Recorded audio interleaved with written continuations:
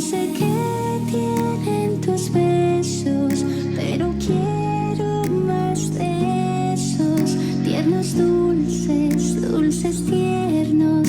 Soy adicta a tus besos, noche y día en ti pienso.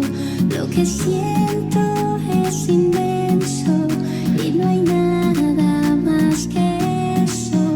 Soy adicta a tus besos, no sé qué tienen tus besos, no sé qué tienen tus besos, no sé qué.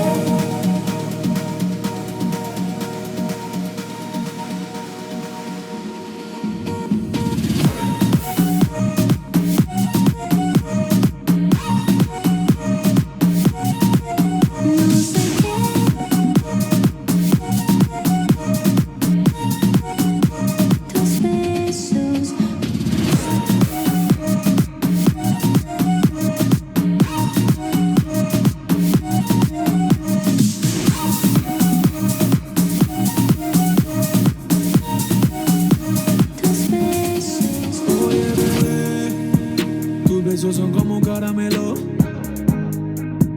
Con uno tuyo yo rompo el hielo. Háblame claro, no quiero juego. Sé que te gusto, ven dámelo. Sabes que te vuelve toda loca cuando yo te beso en la boca. Bebé, yo soy quien te provoca, y conmigo te toca. No sé qué tus besos, pero quiero más de esos tiernos dulces, dulces tiernos. Soy adicta a tus besos, no sé qué tienen tus besos, no sé qué tienen tus besos, no sé qué.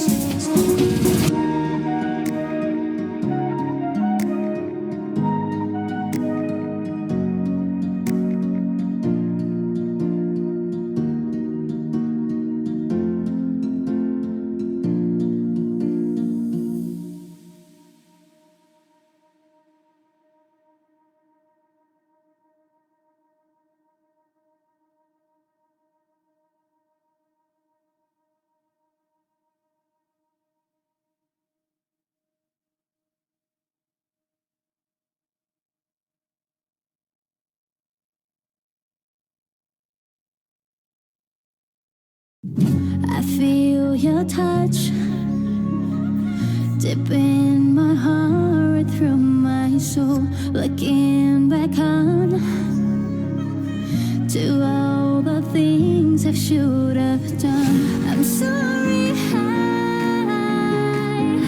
didn't have time to say goodbye, but you should know I will still love you when I'm gone.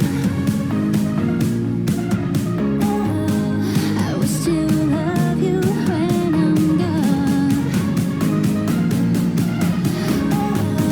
I will still love you when I'm gone.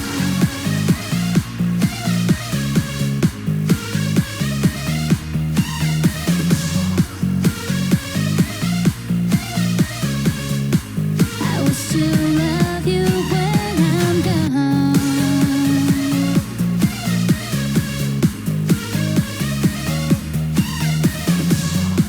When I'm gone,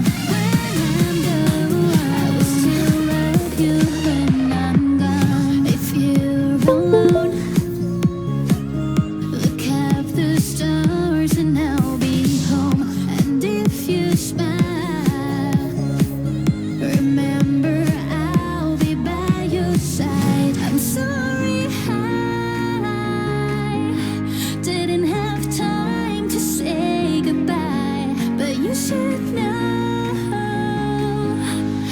will still love you when I'm gone. I will still love you when I'm gone.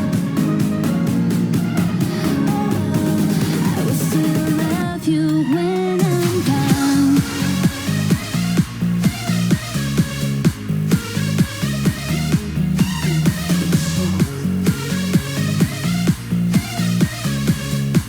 I will still love you when I'm gone.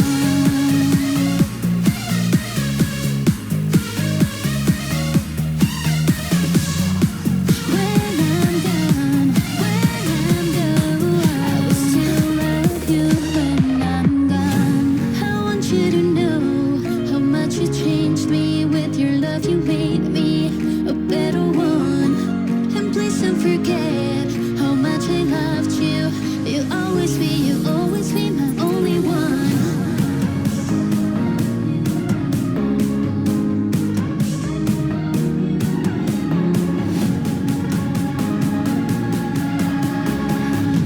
I will still love you when I'm gone.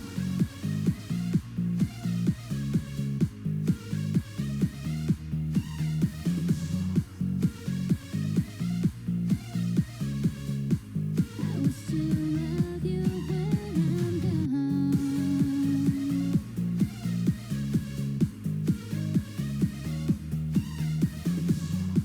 When I'm gone, I will still love you when I'm gone.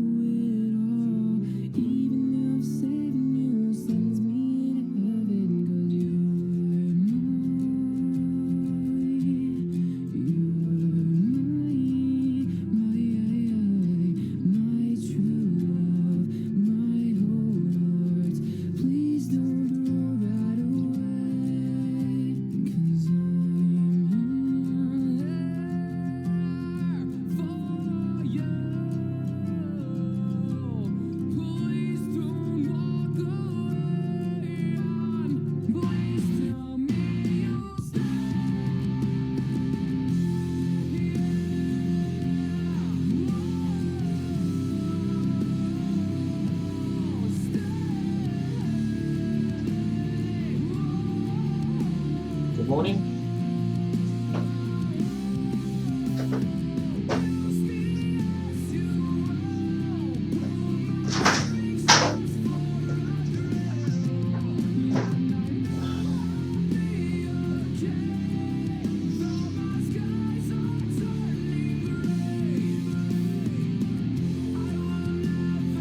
Hi Claude, Ali, Leslie.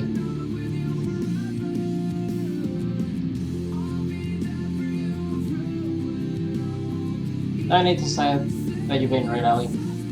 It's just something different. As I said, I decided to do this the last 10 minutes before I started it.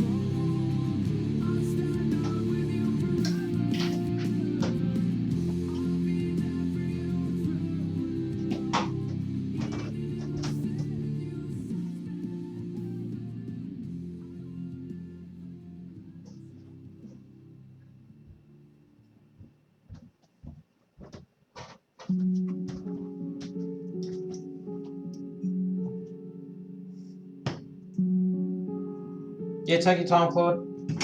As I said, I don't mind, I'm just... Here, let me angle this camera a bit better.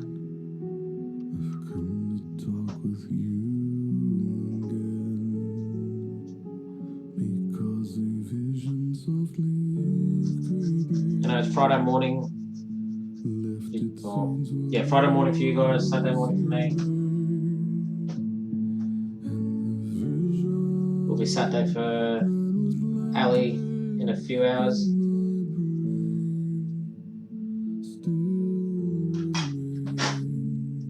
Gonna actually make an attempt to clean.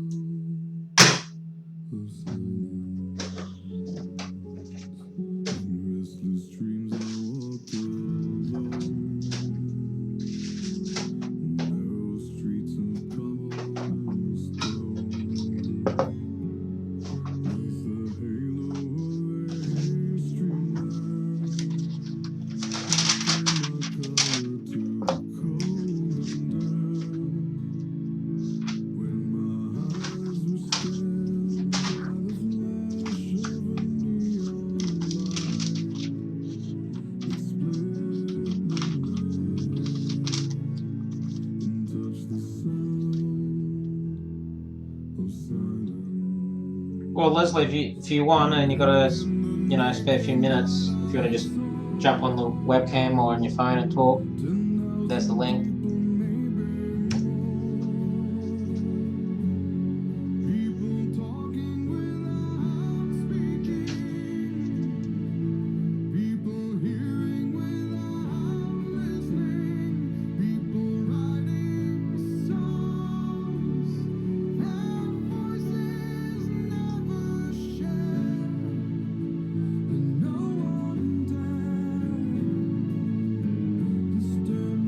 Oh. Not doing that.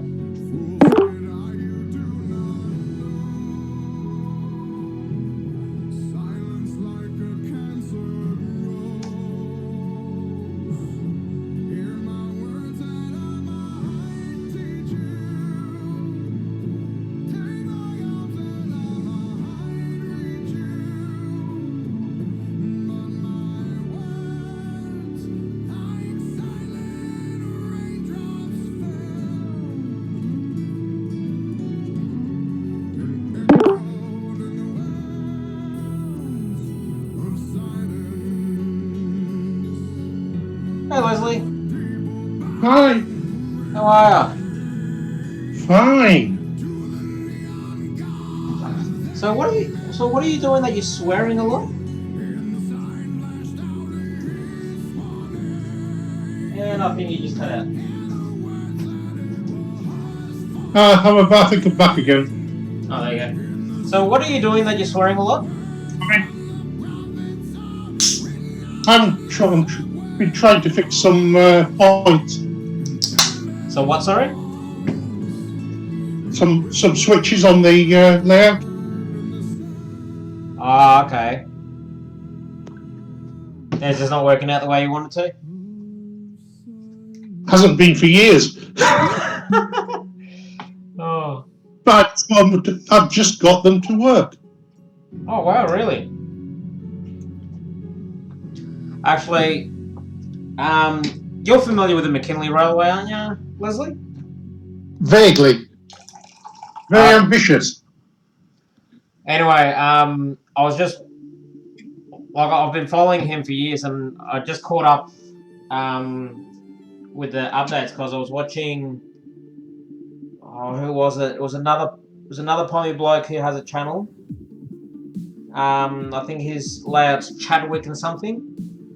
Oh yeah, he's really expertise, isn't he? Yeah. Expert. Yeah, I was watching one of his videos and he was at McKinley and he was saying that the videographer for McKinley unfortunately passed away. So Look, grief. yeah, so he's been in there helping. What is it? Is it David, the guy that owns McKinley? I don't know. I think it's Dave. I think his name was. And yeah, so he's been in there doing all the video editing for him, and you know, helping him out with that. And they've been, you know, trying to catch up with all the videos and all the editing, and they were releasing it like every 2 weeks till it was all up to date. And yeah, Well, that he was. sucks.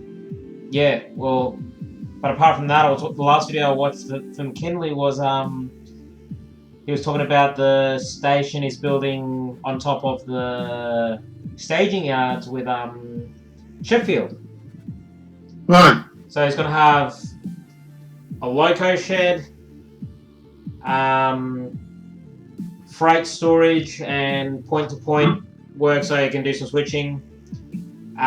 2 main lines that you can see, and 2 hidden main lines, which you know runs back into the staging yards.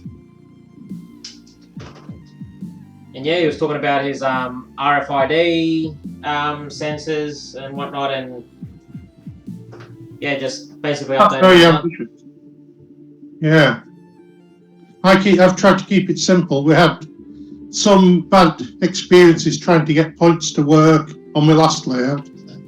All right. And track generally working. So basically we've got is effectively 3 loops, 3 parallel loops of the shed with sidings as and where to pass trains, but beyond that, that's it. You know, we've kept it simple.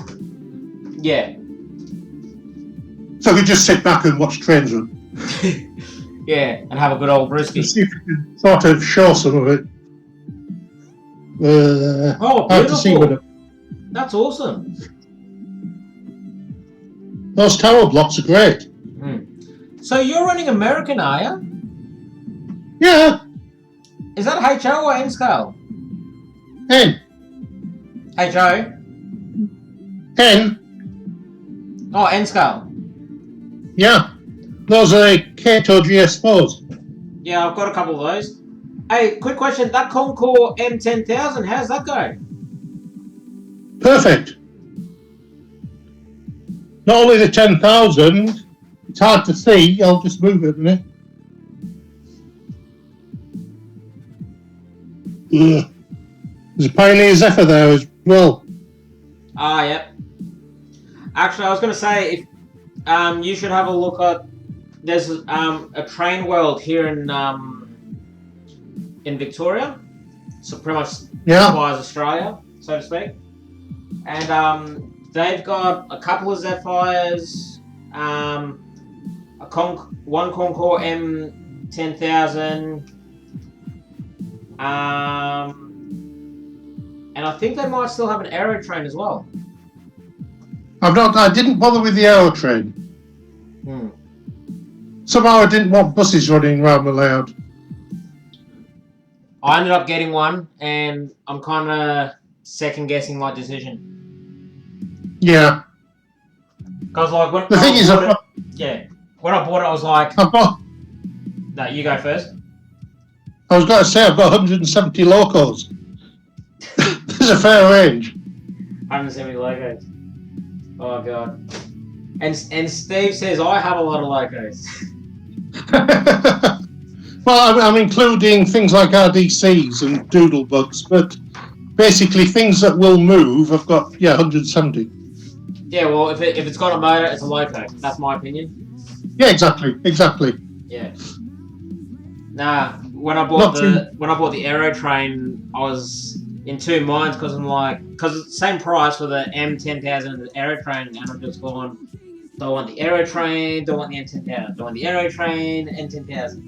And I couldn't figure it out. Yeah. So I turned around to my 6-year-old and I looked at him going, which one looks better to you? And he goes, I like the silver one, Dad. I'm like, okay, I'm getting the aero train. Yeah. No, I got the Pioneer Zephyr first. In Canada, of all places.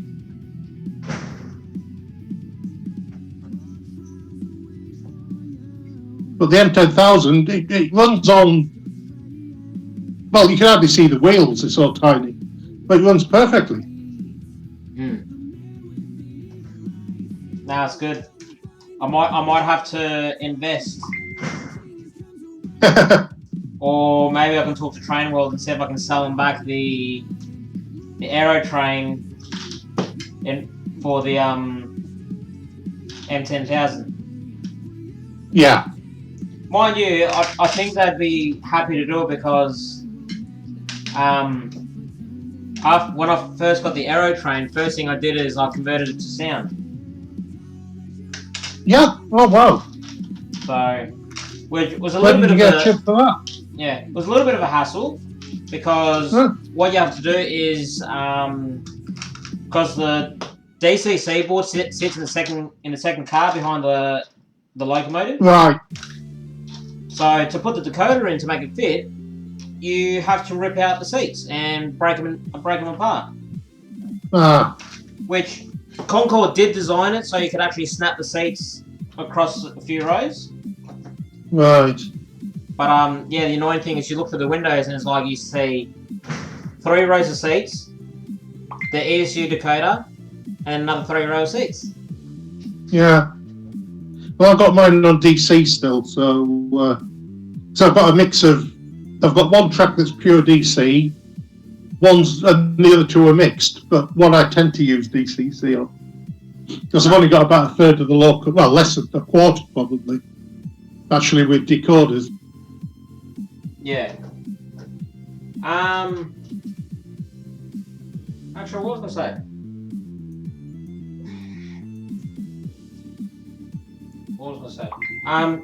Also, in saying that, how are your Saturdays looking at the moment anyway? Saturdays. At the moment, given it's don't go out,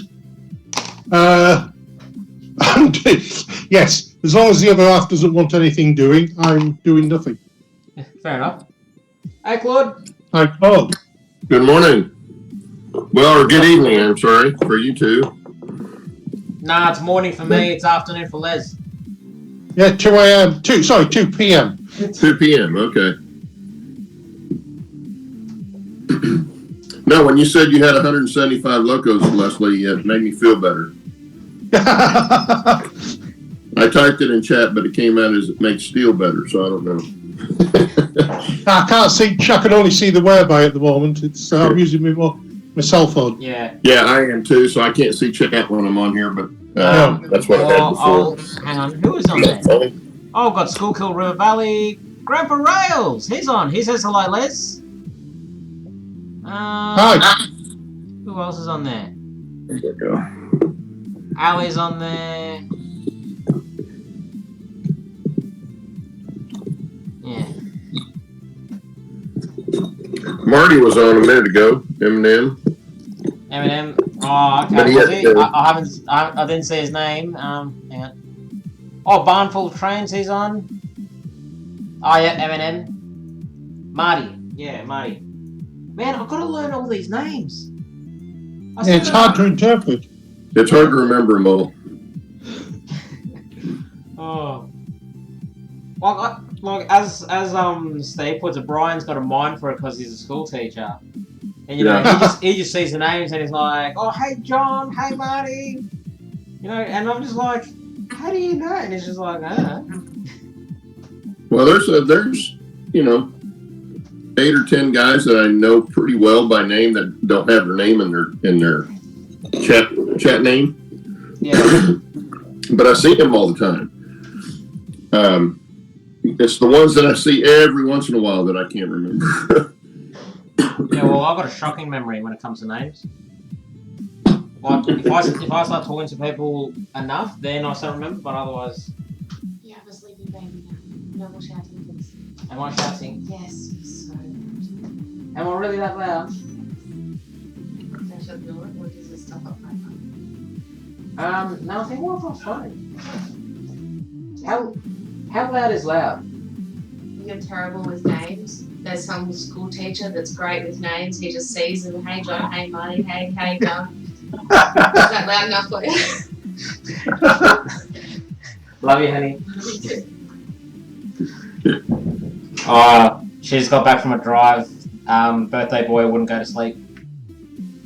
Yeah. He turns 1 and he's like, nah, I'm saying that. I remember those days. Yeah, well, I'm currently doing those days because, yeah, work's still pretty quiet. Found out one of my friends / acquaintances was let go from his job today whilst he was on 2 weeks leave. That sucks. Yeah. No, but what was even worse is the boss or the 2IC didn't call him. It was the accountant to say, hey, just letting you know, this is going to be your last pay. You've been let go. Oh, wow. That's pretty low. I used to work for the bloke and yeah, let's just leave it at that. I won't say too much else, really. As I say, if you don't have anything nice to say, don't say anything at all.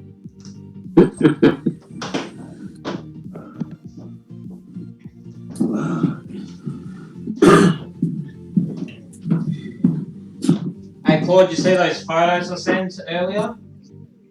Yeah. What do you reckon? I like the light gray. I think that would be good. That's the one you're talking about? Yeah. Yeah.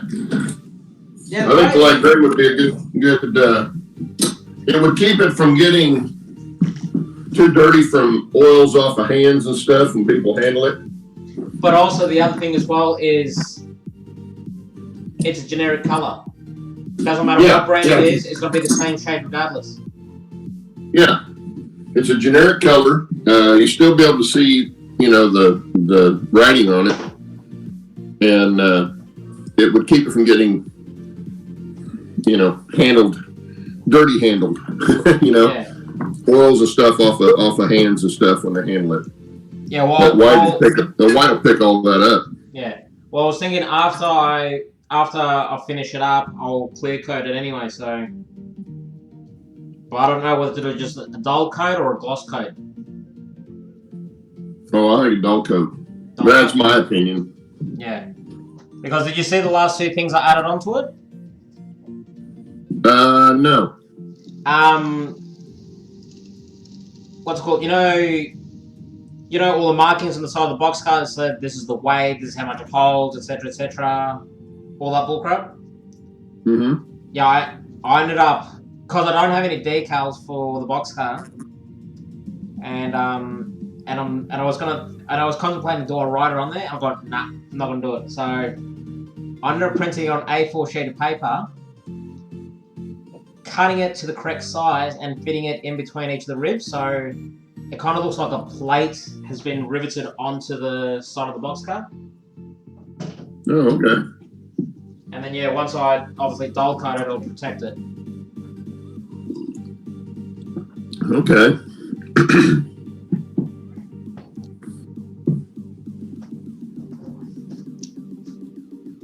Well, I got a bunch of work done yesterday. Oh, did ya?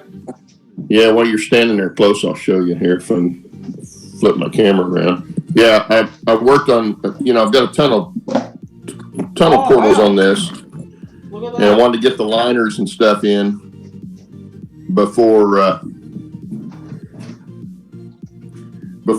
start plastering and stuff.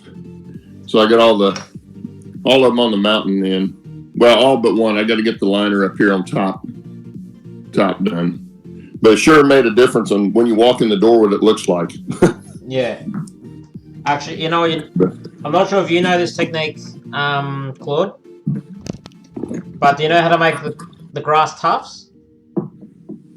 Yeah. Yeah. I kind of went crazy one day when I was playing around with it. And I've currently got like, I shit you not, I've probably got about 400 tufts in different colours. There you go. Well, yeah, but that'll come in handy and they'll go a lot faster than you think. Sorry? Kind of like trees. Yeah. It takes way more of that stuff than you ever expect it's going to. Yeah, well, I was looking at the layout today, and I'm almost contemplating to rip up a whole section of it, including part of my main line, adding a curved turnout, and changing up my programming track. Wholesale changes, huh? So the programming track's about 6 feet long.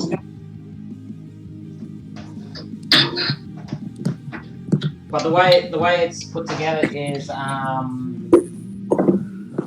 the access point to that program track is right in the center of the program track. Which goes into like a small station. And then the other half of the program track is like an abandoned, well, not an abandoned siding. It's more like a not used very often siding. Mm-hmm.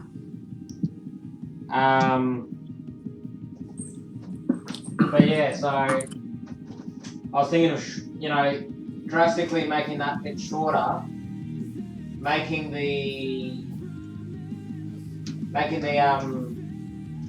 actual station siding longer, so that way I can actually sit a full-length passenger train in there on idle. Yeah. Yeah, your programming track only needs big enough to put a loco on. Yeah, but the way I designed it's nice if you can run it a little ways on there, but the main thing is getting it programmed without it being on the layout. Yeah. Or hooked to the rest of the layout. Now, I say I've got one for the narrow gauge, but I haven't made one for my HO gauge yet. I've just been doing it on the layout, but then I'm not, I don't have a whole bunch of stuff sitting on here running, so I don't have to worry about swapping them. I just have to remember if I've got 2 engines on there, I got to pull one of them off. Yeah, now the way I've got my designed is, because even though I've only got a small layout, which is, lack for a better description, it's a 4x7, foot layout. Mm-hmm. But all I've done is I've got the programming track on the front of the layout, and what I've done is track power goes to the program track first, and then from there, it goes from the programming track to troubleshooting switch, the troubleshooting switch to program track or live track switch, and then from that it gets distributed to my other 4 districts on the layout. So, if I'm ever programming, I just flip the switch and it just kills the rest of the layout but keeps the program track live. Yeah. Yeah, I've seen some pretty slick ways of doing that. I'll probably keep mine simple and just have 2 separate ones. One for HO and one for the narrow gauge. Yeah. Well, if you really wanted to, the other thing you could do is, which a friend of mine's done, is his programming track is actually in the locomotive workshop. Oh, okay. Yeah, that makes sense. Yeah. So so the way it's got it designed is the train comes into a siding, which kind of is a hidden siding. But his plan is he's going to put like a maintenance shed there. So the train goes in and it disappears into the shed. But in reality, it keeps going through to behind the layout where it's got all the computer set up. And that program track is right there in front of the computer. Oh, that's nice. Yeah. That'd work good. Yeah. So it works because, you see the loco go into the maintenance shed and disappear for, 20 minutes, half an hour. Do you watch Don over on the Nearly Historical Railroad? No, I don't. Oh, you got to go back and watch binge watch his videos because he's hysterical. He does great video work, and he's funny. He puts a lot of effort in his videos. Yep. But they've got two big layouts. One's a standard gauge that they bought from somebody and moved to his dad's house, and the other's a narrow gauge, basically the Rio Grande Southern that they moved, and they're adding on to both of them and tied them together. And they're fixing it up constantly. But they've got a deal like that they just added. It's a reversing loop, but it goes through a wall into their workbench area where they can pull it off, and they've got their testing tracks there, and they can work on them and all that kind of stuff, and then just put them back on, drive them back out on the layout. Oh, yeah. Yeah, so theirs works real well because they've got the separate little room there. Like your friend sounds like what your friend's got. But yeah, you got to go watch that. That's the Nearly Historical Railroad. And his name's Don. I can't think of his last name. I don't know if I've ever known his last name. But it's him and his dad and a couple of his dad's friends. And then another guy that they met that's over there all the time, comes and works. And they usually work one night a week and have videos while they're doing it. And he almost always makes me laugh. And I mean out loud while I'm watching it. But yeah, it's a pretty cool layout too. No, I'll have to go jump over and have a look.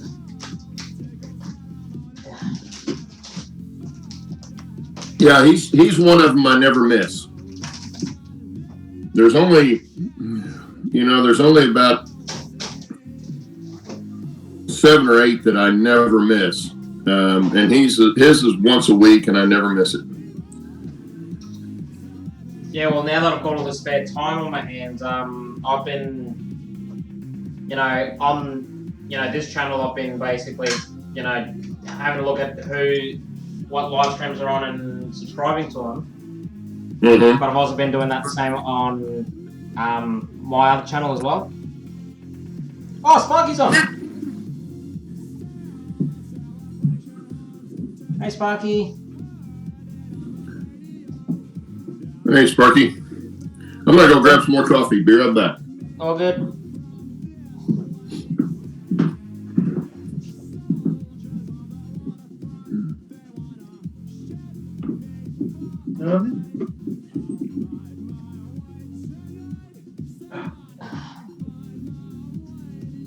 I've got 2 switches working.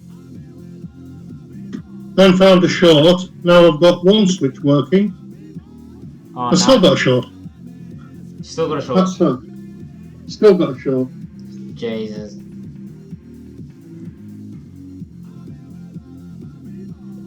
Well, I've lost power to that switch altogether. Whoop.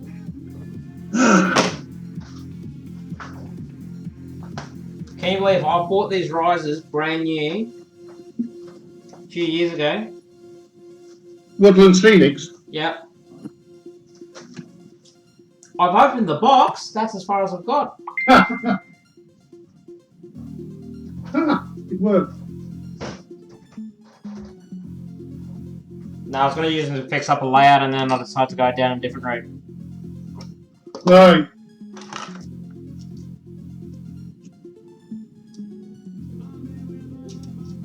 Jeez, so much crap.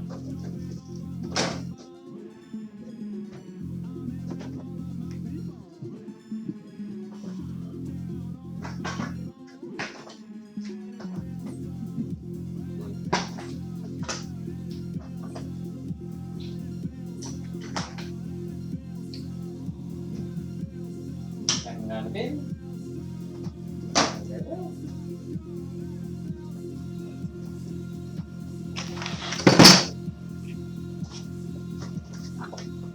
Slowly finding all my tweezers again.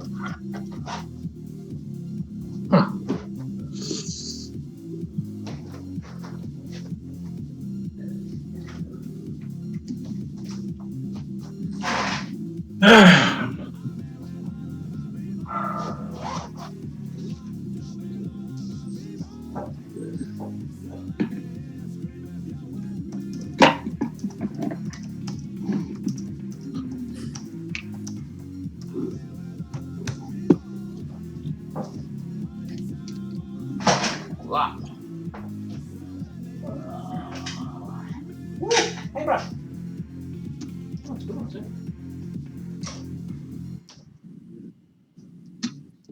My pencil. Guess I need to get there. Yeah.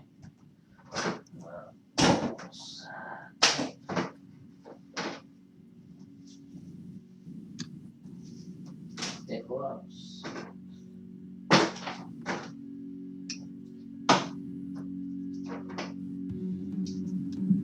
Got some tool.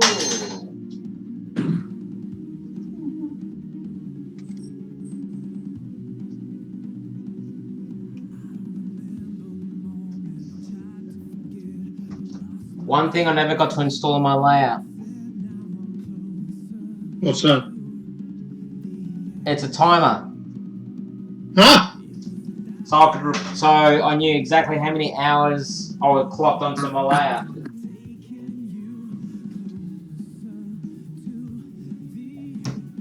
But after doing the math, I'm pretty sure I would have overclocked that timer a few times over now.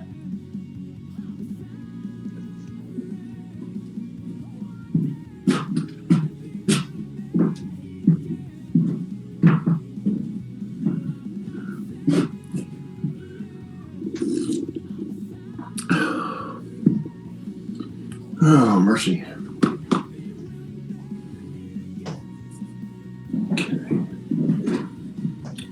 wonder how loud that music is actually on the screen.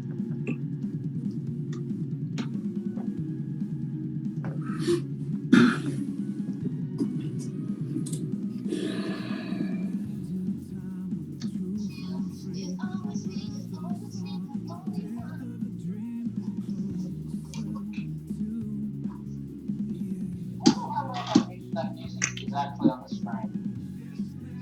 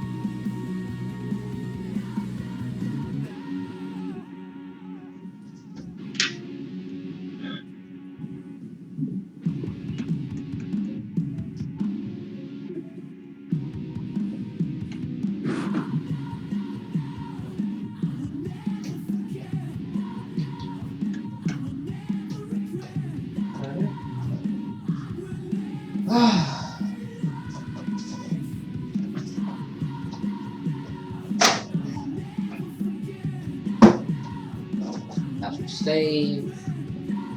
I need to get a box. Box. Bag. Get a box or do I get a bag? Box or bag?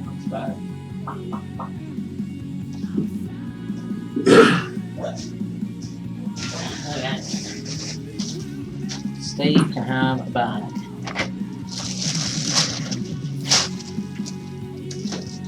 I'm going to drop off, Shannon.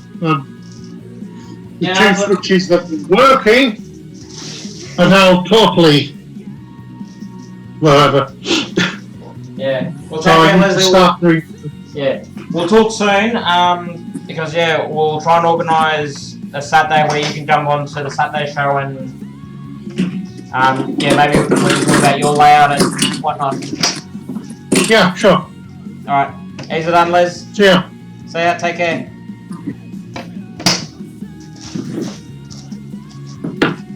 Oh, Leslie leave?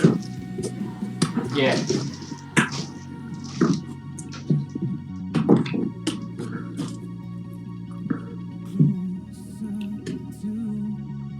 Yeah, feedback should be gone now, Ally.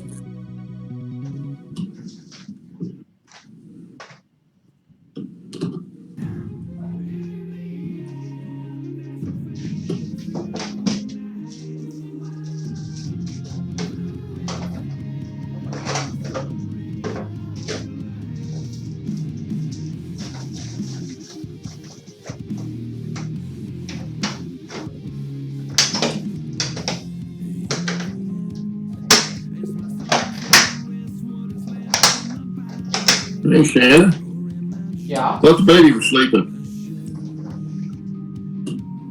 Yeah. was is the operative word there. Yeah.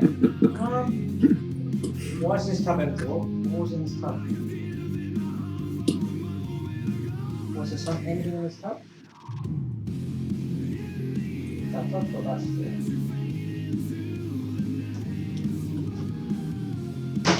Couple of is.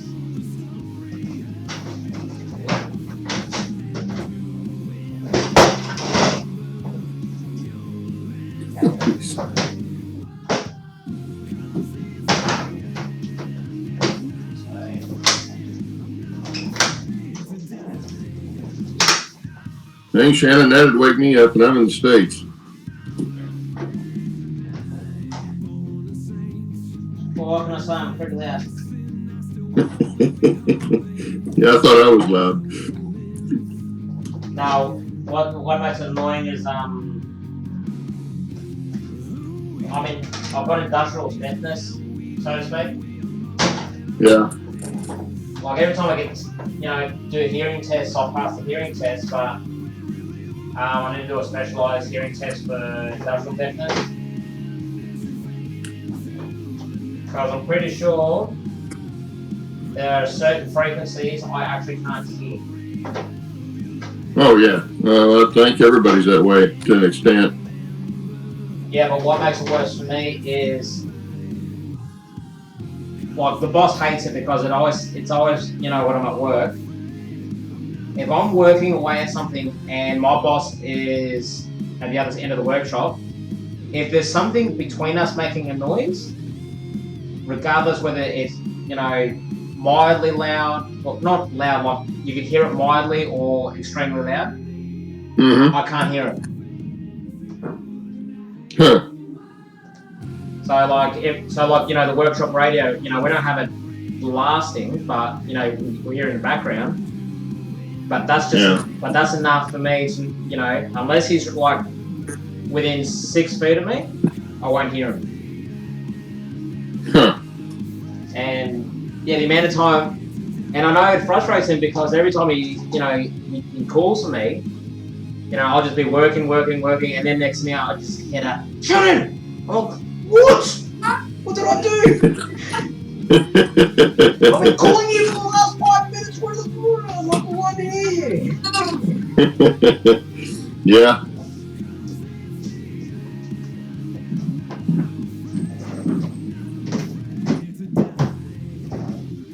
Well, mine's more normal hearing loss, so at least I think it's more normal. Yeah.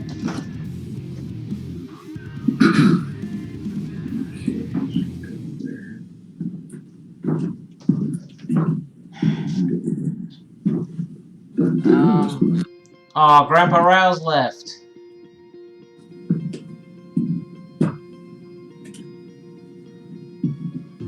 Oh, and Ally's gone to bed too.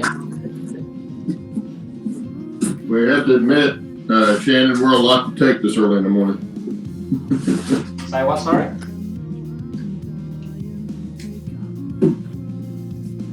I say we're a lot to take this early in the morning,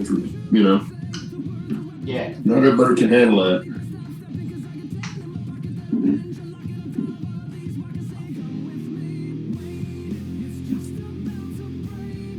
Well, I'll try and make up the most I can because for the last week, I've been waking up at like 10:30, 11, 12 o'clock in the afternoon.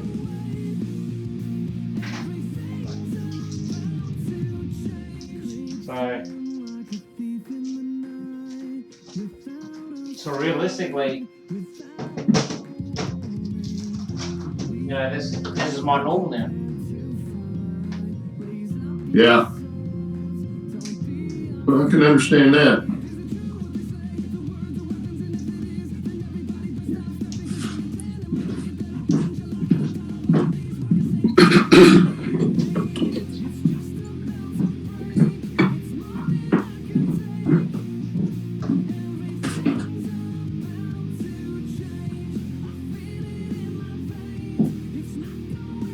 I guess the upside is it at least gives people an out during the situation anyway.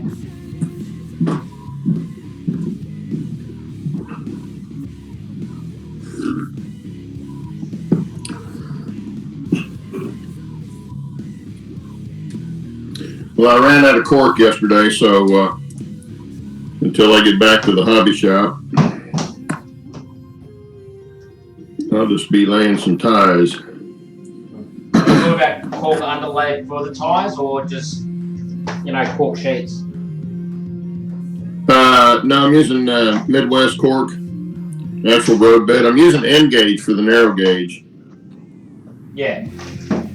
And it's really not exactly right, but it still works well enough, and it's a lot cheaper. Well, it's not a lot cheaper. Well, 50 cents a 3-foot strip cheaper than the HO.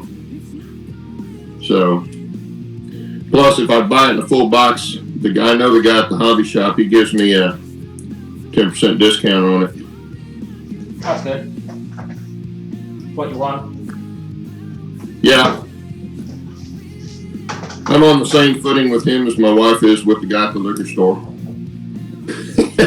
She buys her wine by the box, she gets a discount. Yeah, that's like my mum. She's been going to the same butcher for like the last 5 to 10 years or something like that. And every time he sees her, she doesn't even have to ask. As soon as he sees her walking towards the shop, he heads out the back, get some topside rumps, you know, rump meat. Cuts off all the fat, and then he weighs it. Yeah.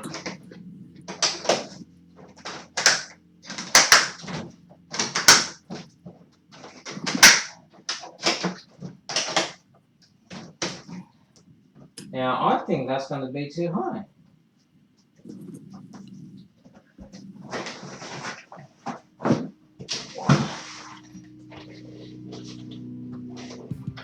Brakes off. Brakes off. Wow. Whoop.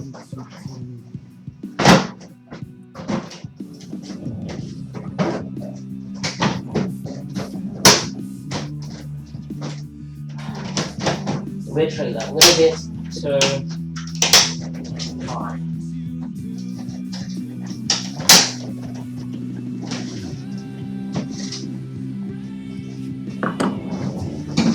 So the short term you can look at.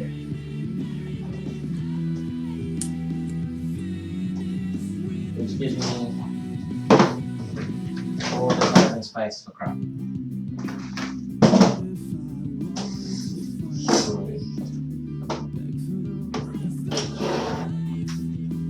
Does anyone else in the chat? I can't see the chat, so I don't know. Yeah. It's a little early if they don't know it's coming.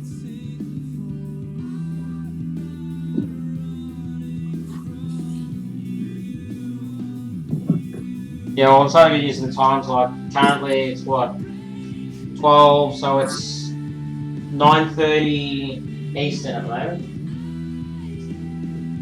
which it is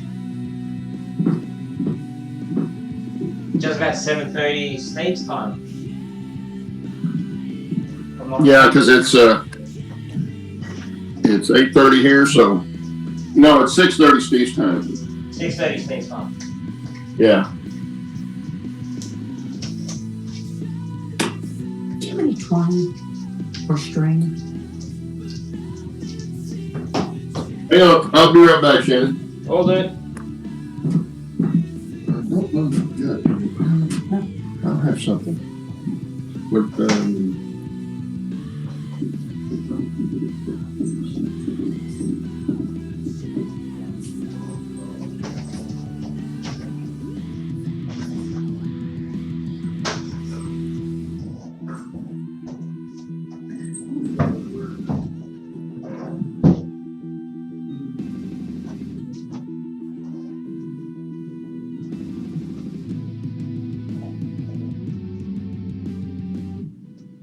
That's what that could be.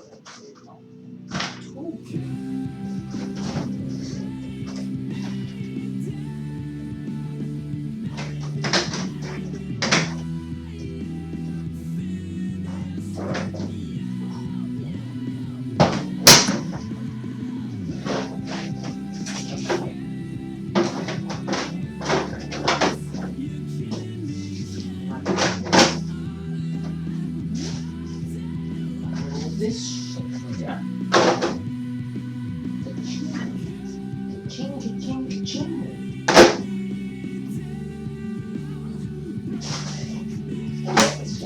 What's in it?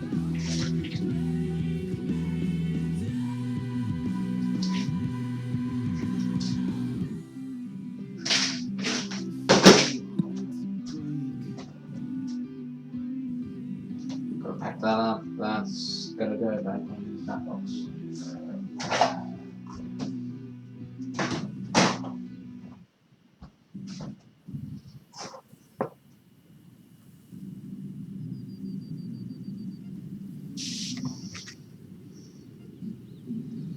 Yeah, who is in chat at the moment? I thought you were going to bed, Ali. Or did I misinterpret what you said?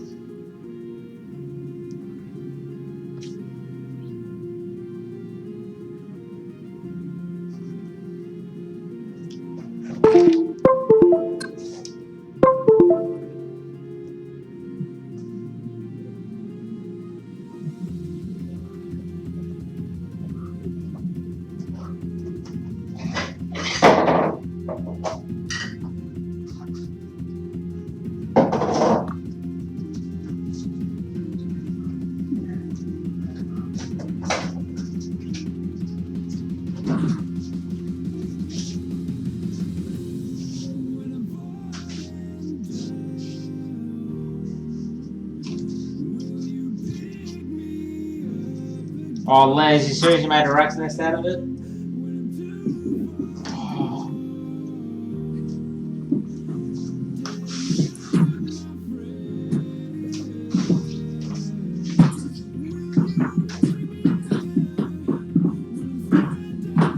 Oh, these are my billboards. You got some billboards? Yeah, I got them ages ago and I completely forgot about them.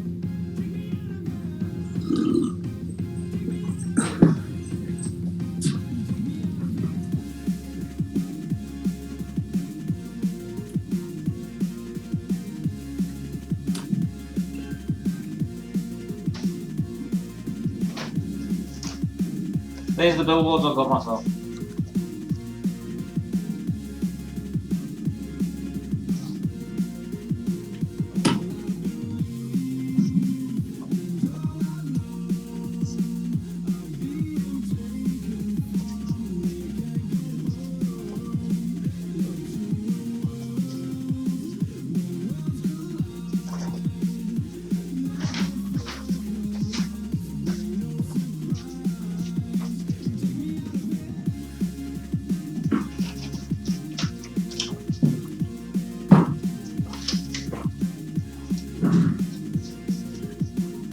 Hey, Shan, maybe you've got an idea for this. I've got a dilemma. What's the dilemma?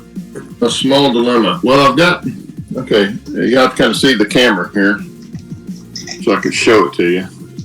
I've got a turnout motor that's going to be tough to get to once the scenery's done. Yeah. Okay, it's this turnout right here. And this scenery is going to come up all the way to the edge here. And then it'll have a fascia on it over to about right here. But there's going to be some scenery back behind here too, probably. So I need to be able to get to that. And I can't reach it from the other side.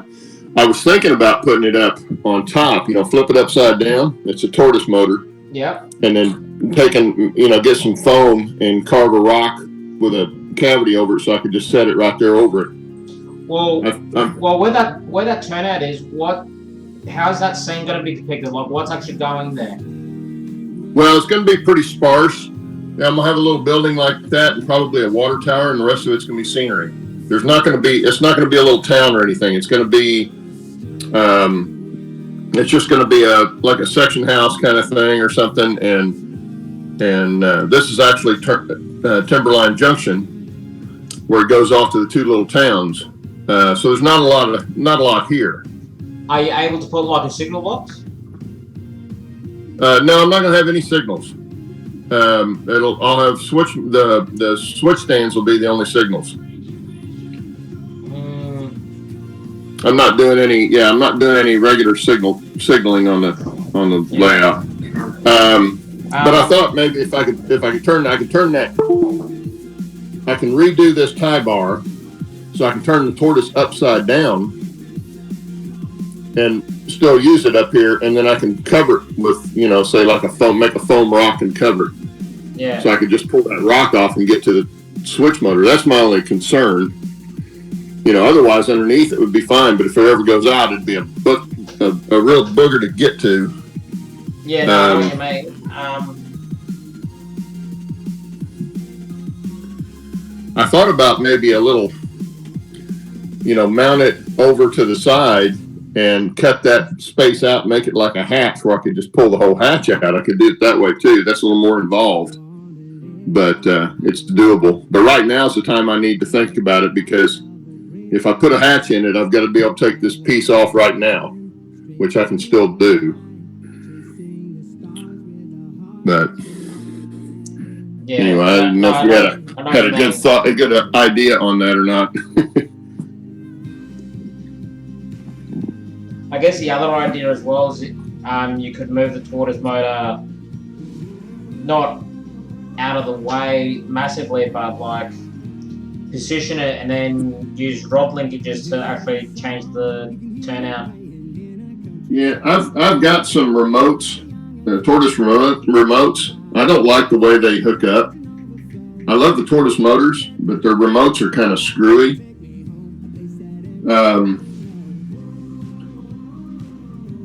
Although I've got one that's it's a signal remote, but I don't know if that would be stout enough to flip the points.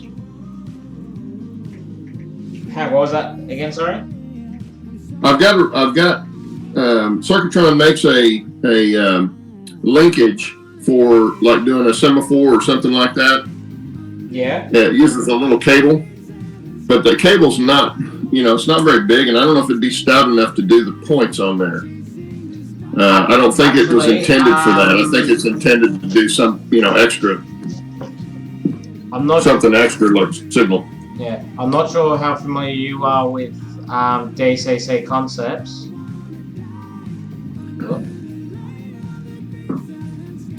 Not very. If it was where I could just move it to the side, I wouldn't have a problem. I've done that several times. I've already done that on the layout. But this one I need to move from below the bench to above the bench, or move it over about a foot. Say move it over in this area where I can get to it if I have to. I really hate to put a long linkage on it. It's the only thing, because they end up just being trouble. Nah, because there's a way you can do it a lot easier. Is that appearing in your screen at the moment? Oh, okay. So DCC Concepts, they're a UK brand that did have an office here in Australia. But what they've done is, like, they are fairly expensive, but it's because they're gold plated. But they've actually made proper rod linkages that you can add to your railroad that actually function. Okay. I'll see if I can find a video. Well, I'll look them up. Because they're the competition for tortoise motors. Because they design the Cobalt motors. Oh, okay. Okay. Well, I've heard of the Cobalts.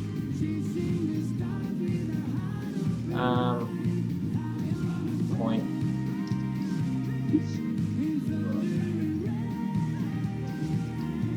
Video. That's what I want.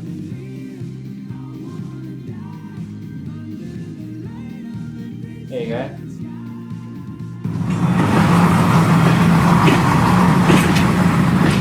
Redone.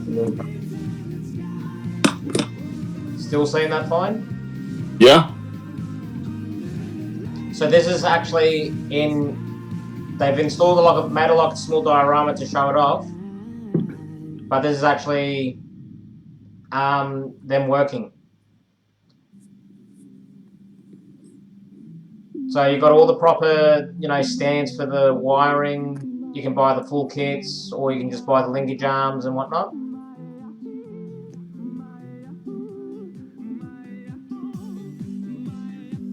So this is one of the point motors. Okay. There's the rod linkage assemblies. There's the elbow. And there's the point working. Okay. Like a bell, they use like a bell crank system. Yeah. But the thing is, all this wiring they're using is pretty much piano wiring. Okay. And you know how strong piano wires are. Yeah, that's what you got to have. Yeah. Oh, now that might work. Yeah, I don't know why I didn't think of a bell crank. That's all that is. Yeah. It's just a bell crank. But I like the way that's got a little stand on it like that. Well, as I said, the gold plated so they don't corrode ever. That's why they're so expensive, because of the gold they actually plate them with. But yeah, I'm pretty sure they're laser cut, put together by machine, and the tolerances in them are so small. And it's as prototypical as you can get with point rodding ever. Yeah. Well, that may be the way to go then. Yeah. That would fix my problem, because then I can put the tortoise further down where I can get to it underneath the upper deck. I can get it down here where I can reach out. I'll be able to access this area. Yeah. And I'll have another one. I'll have another motor right here, so I can put it right next to it and run it down there and switch the points that way. That will work. The other thing as well is you can run it on top, and then up the top where the tortoise motor pin sticks through, just imitate a lever arm, where the train has to approach the lever. The driver or the fireman jumps out, throws the switch, the train moves through the point. Yeah. Yeah, but that'll work. That's the main problem, was getting the tortoise moved from that point without using that cable linkage, because the one that, well, let's see, let me show you the one they got Circuitron uses.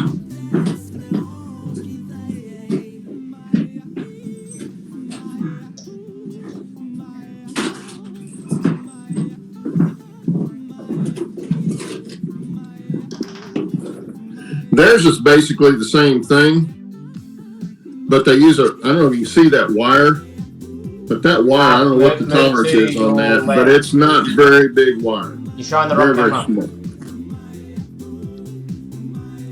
And what you see there is doubled up wire. Oh yeah, so it's like a bicycle brake cable, just smaller. Yeah, they're very small. Yeah. And we do that with the airplanes, but that's going to be too small. This is actually made for doing, I think, for doing like semaphores and that kind of thing. Yeah, so it's not really. I don't think it's intended to do the points, because their other remote that they have, which is really, I'm sure it works if you get it set up, but it's got so many pieces to it that you got to keep together, and this is all in the package together. But there's 15 pieces to this thing. And it uses a small cable too, and it's just really convoluted on how they put it together. And so I had bought these, and I'm not going to use them now. Yeah. I had bought them for the lift out, so I could turn my motor sideways. And I got so frustrated with the first one trying to put it on, I said, "The heck with that! I'll just make the lift out thicker so I can just set them straight up." Yeah. But I didn't want to use it over here. I didn't think it would work. Yeah. Well, at least now you got another option. So. Yeah, that's a much better deal there with the piano wire and the bell crank. Yeah, exactly. And as I said, like I don't know if they ever ran them in the States, but here in Australia, in the UK, you see them everywhere near a station, pretty much.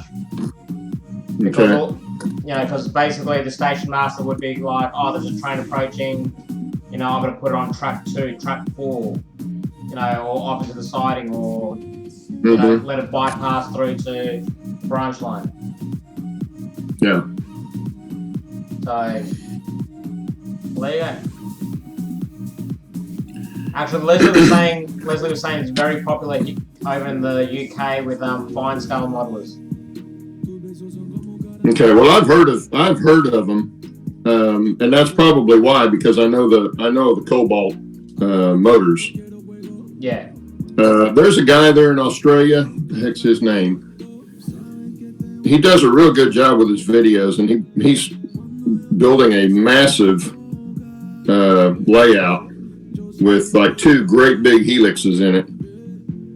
You probably have seen it. I'm sure you have, but he's there in Australia somewhere, and he's using Cobalts on his. Yeah, well, I can't remember what it is, but there's something about the Cobalts that suits us better over here for something. I can't remember exactly what the difference was. Yeah. It's like the Cobalts run an extra 2 pins or something. Yeah, something like that. It was something electrical, I think. Although the Tortoise, I don't use all of them on the Tortoise, but then I'm not using signaling. I'm not using electronic signals. Yeah. No. So it's got the pins on there for the electronic signals too, but I'm not using those. Yeah. Actually, I'm just going to do a quick Google on that. What the difference is between. Because I know every layout I've seen with a Cobalt or a Tortoise motor,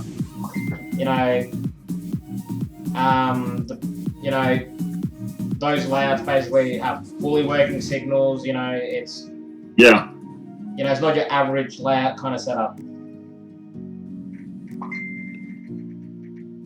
Well, I even thought about making lever on it, and running a cable to it that way.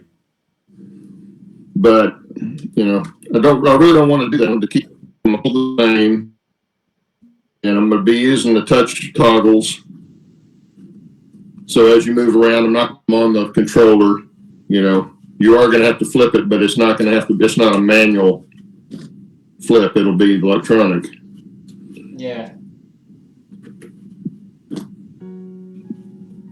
Because I won't ever be doing, I won't ever have 10 guys over here doing an operating session or anything like that.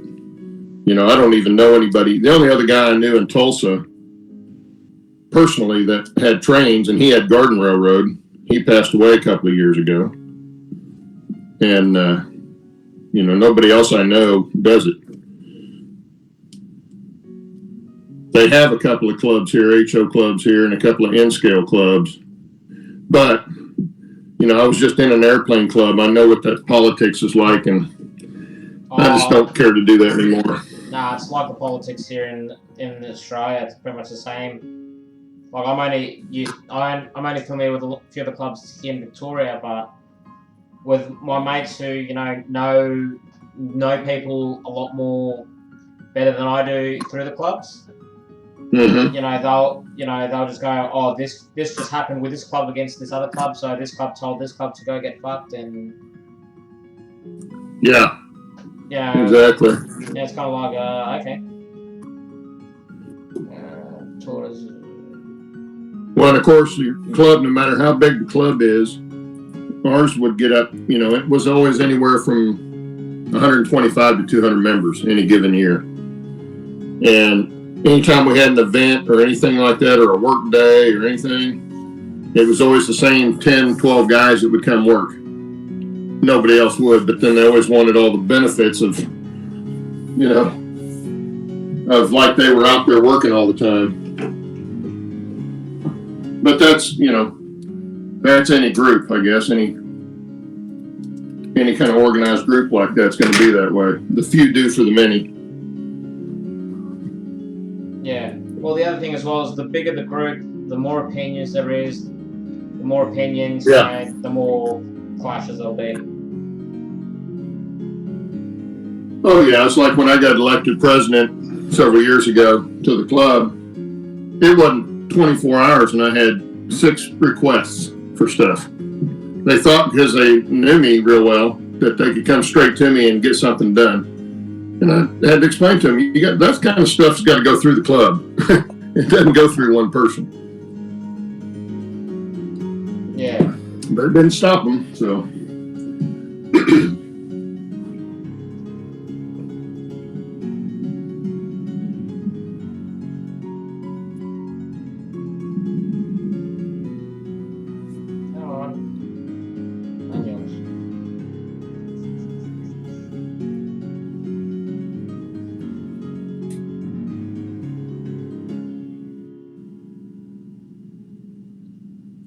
Okay, cobalt. So you got 9 to 12 volt power, left and right contact switch, common switch, left and right contact switch 2, power input.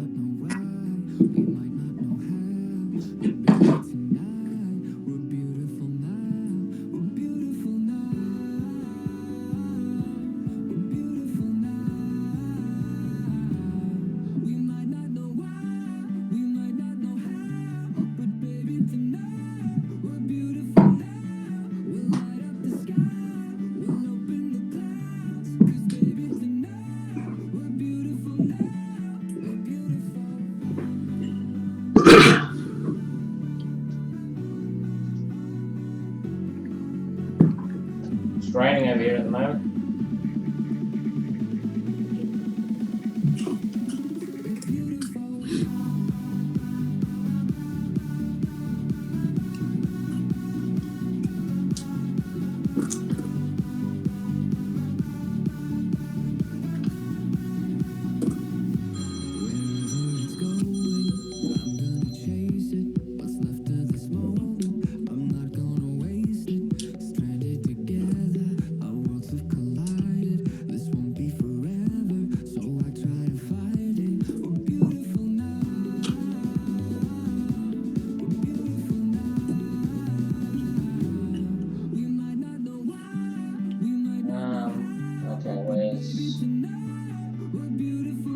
Mounting wiring. 1 and 8 go to the motor, 2 and 3 and 4 connect to one of the terminal.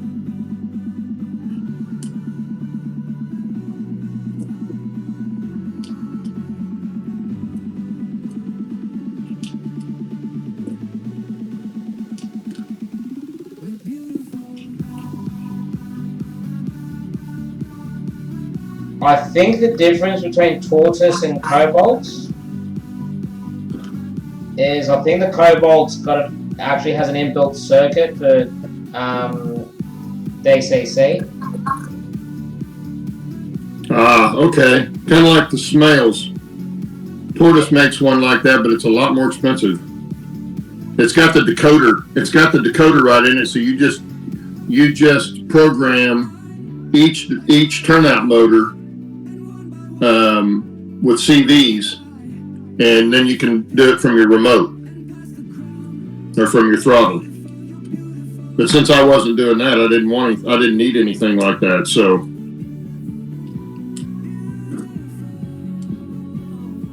yeah, cobalt's got the same thing. They've got what they call the Omega, and then they got the cobalt IPs.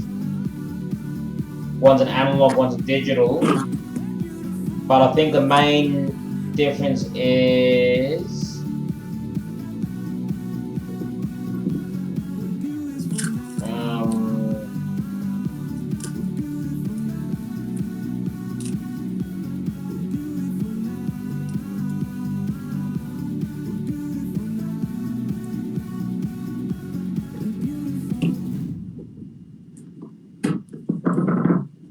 actually, no, I think that from what I can tell, I think they're pretty much the same. It's just literally, I think it's like the Ford versus Chev ordeal.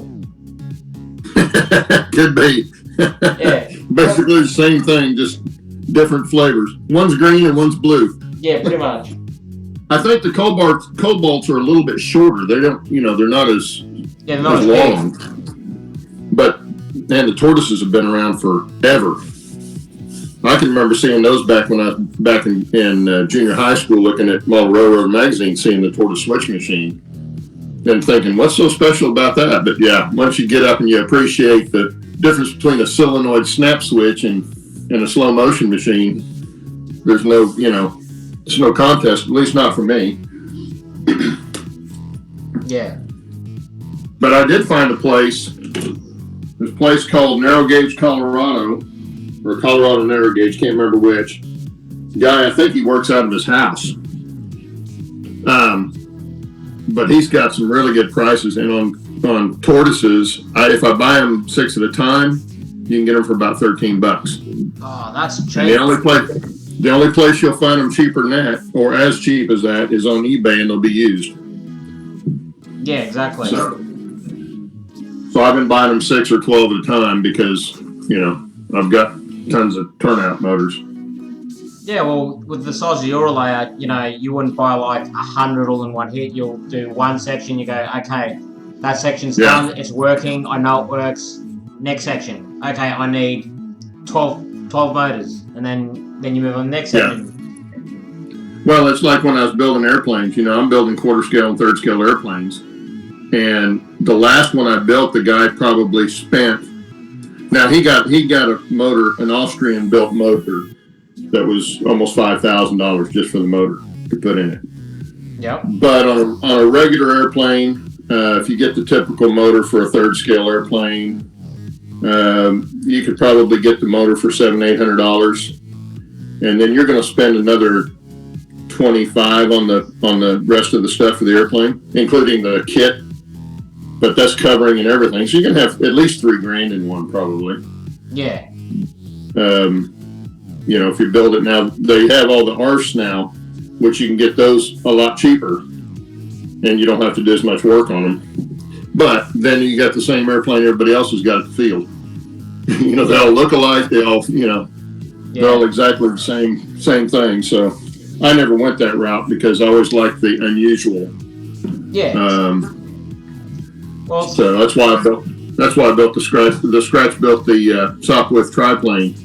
That was my first scratch build, and that's pretty ambitious to do a triplane, but it flew good. It would have flown a lot better if I had landed it properly.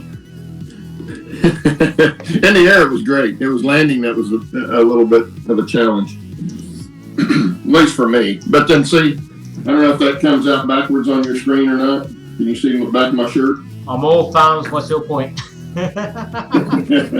Yeah. Although I didn't fly with my thumbs, I flew with my index finger and thumb, but Actually, I remember like a few years ago, I was watching videos on airplanes because one of my mates was trying to get me into flying helicopters and whatnot. And I watched this one video where they were talking about the jet engines you can buy, when you're building your jet planes, and they were saying pretty much that jet motor is designed off the F-18 Hornet motor, out of the actual F-18 Hornet. Could be. Well, you have to send. You're supposed to send them in, at least here in the States, with the AMA, which is our governing body. It's been around since '37. They require, if you have a jet plane, a turbine powered plane, you have to have a special waiver to fly it.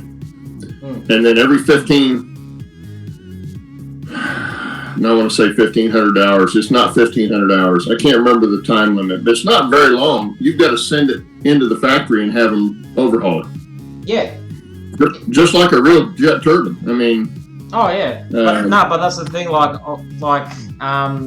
Because with the F-18 Hornet, when the Americans built them and whatnot, obviously to pump them out quickly, they had to design the most simplest jet motor you can build.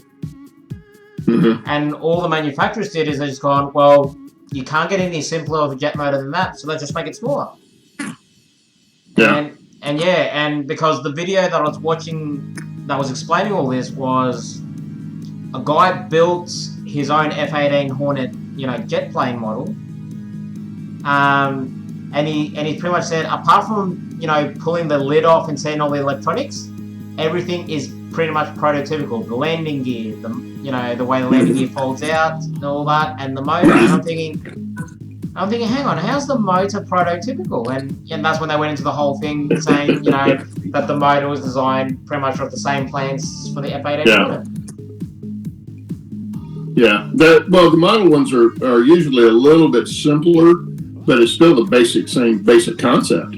They use the guy at our field used kerosene for his.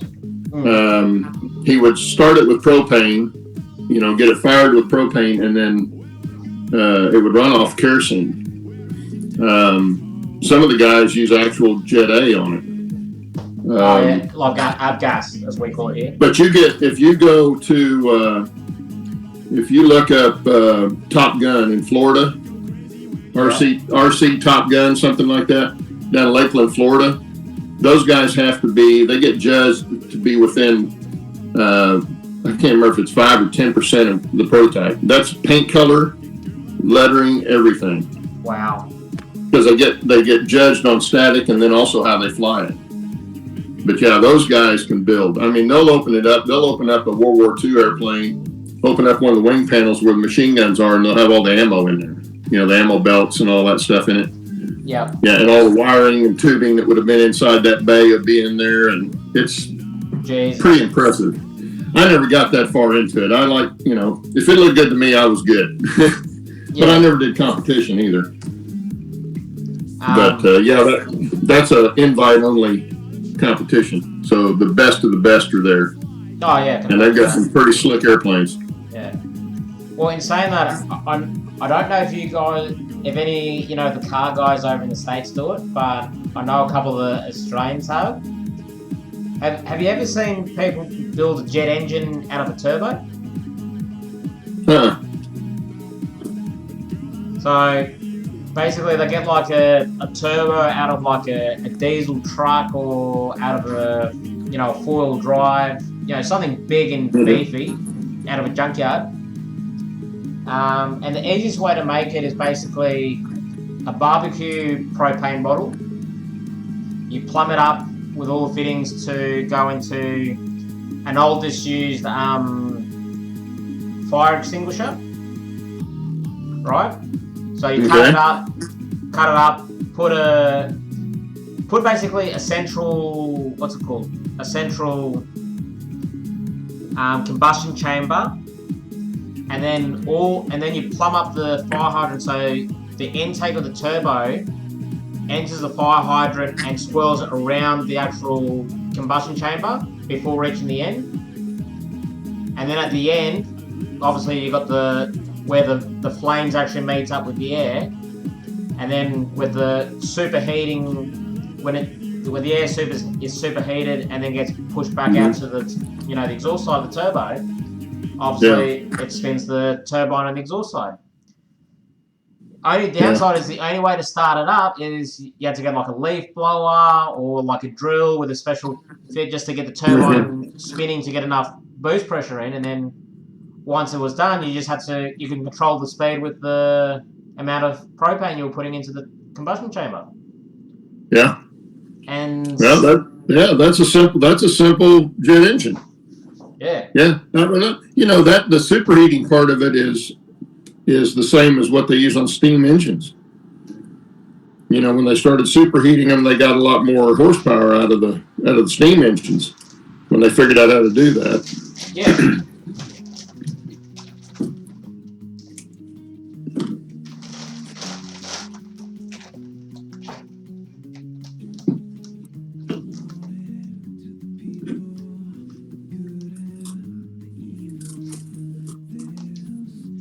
There we go. Avgas is for piston aircraft. Jet A1 is for turbines. Yeah. That's what I was saying. Some of the guys that have RC jets, most of them use kerosene, but some of them will go by Jet A. Depends on the motor they've got too. Most of the recreational guys that aren't doing competition are flying a turbine that's probably $1,500 to $2,500 to buy it. The guys that are running the competition ones are spending, $5,000 5, 6, 7,000 for one. Well, have you seen the video of the guy in England that he actually built 3 of them, I think, and crashed every one of them. B-52s with 8 turbines on it. They weighed, the plane weighed over 300 pounds. Was wet it the one where basically takeoff. you need like 2 or 3 operators to actually run it? I don't know how many radios he used. He probably did. Although the radios have gotten now where you can get 18, 20 channels on them. Yeah. So, but sometimes those big airplanes like that, kind of like the guy here in the States, he doesn't fly anymore, but he used to all the time. Lives down in Georgia. He flew a big B-29 and did acrobatics with it. And they actually flew a model of the X1 off of it, which was kind of cool. Oh, wow.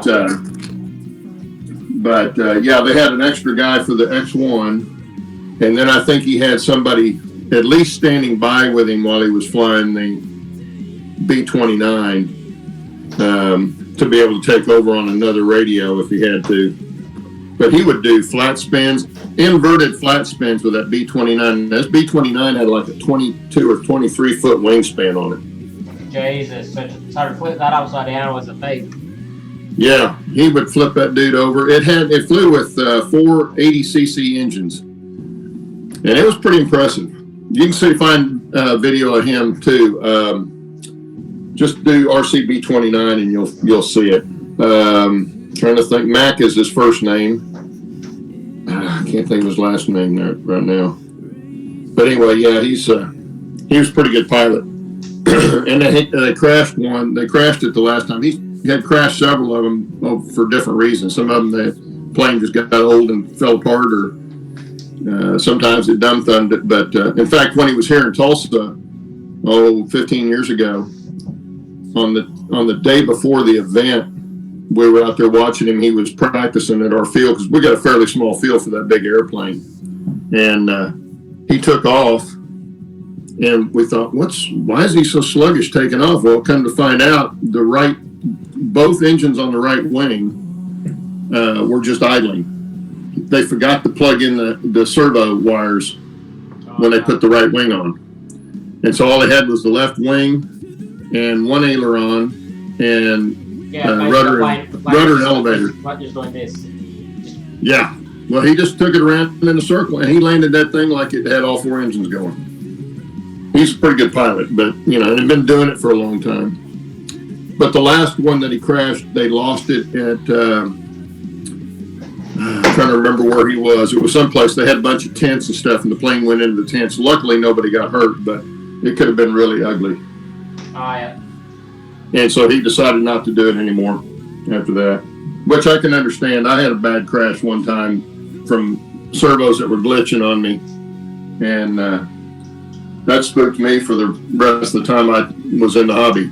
And that's another reason I finally got out of it, because too many of the guys aren't following the rules and the safety rules and stuff. And yeah, I just knew they were going to have a bad accident one day, and I didn't want to be there when it happened. Yeah, it's always the small select few that ruins it for the majority. Yeah. It's like but I know what you mean. It's one of the guys that I didn't know him personally. I just knew him through the trade. And he owned a cooling and air conditioning service, right? Mm-hmm.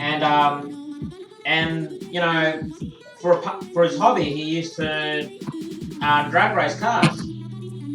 With the with the big massive bloody V8s that requires 4 pumps, about 300 liters a minute of fuel. Yeah. Anyway, the last race he ever did, and it's the first time it's ever happened to him. He was going down the quarter mile.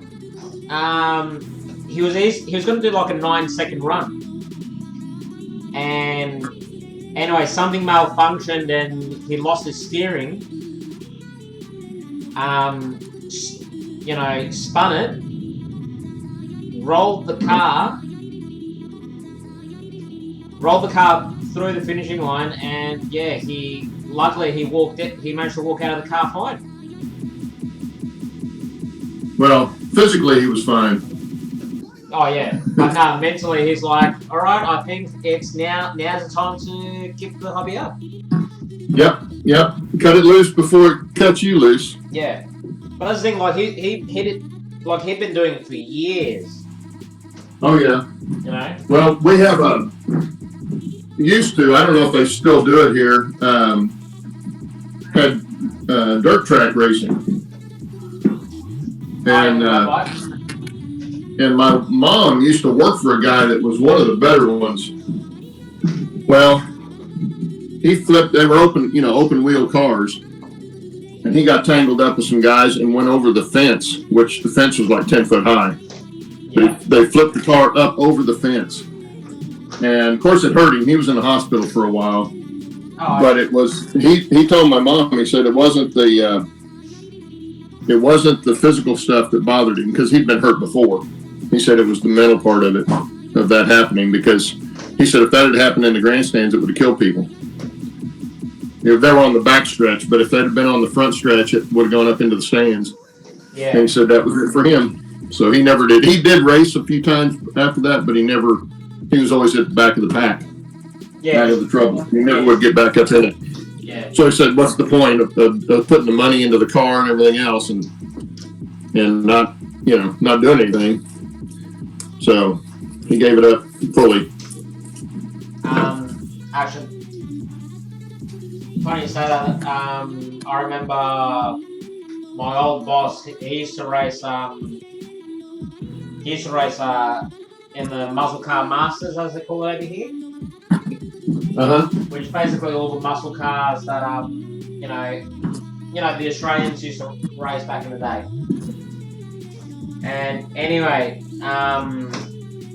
the race they were doing was part of the was one of the what's it called? The side shows at the Formula 1 up in Melbourne. And they started the race. It was like a 10-lap race they were doing. And it was about halfway through the race. He was in the middle of the field, on the inside of the track, right? And he was coming up to turn 1.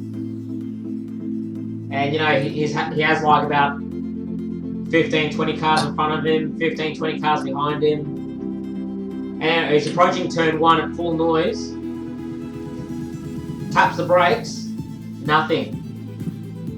Oh, that's not good. Yeah. So he then puts his foot right on the brake, and his words exactly were, "You could feel the brake pedal having resistance against it, but the car wasn't slowing down." Man. So what he ended up doing was he geared down, and he started weaving left, right, to trying to wash off as much speed before hitting turn 1. And to try and warn everyone, hey, I'm in trouble, because if you see a car going left, right like this, you go, oh, something's going wrong. Anyway, he ended up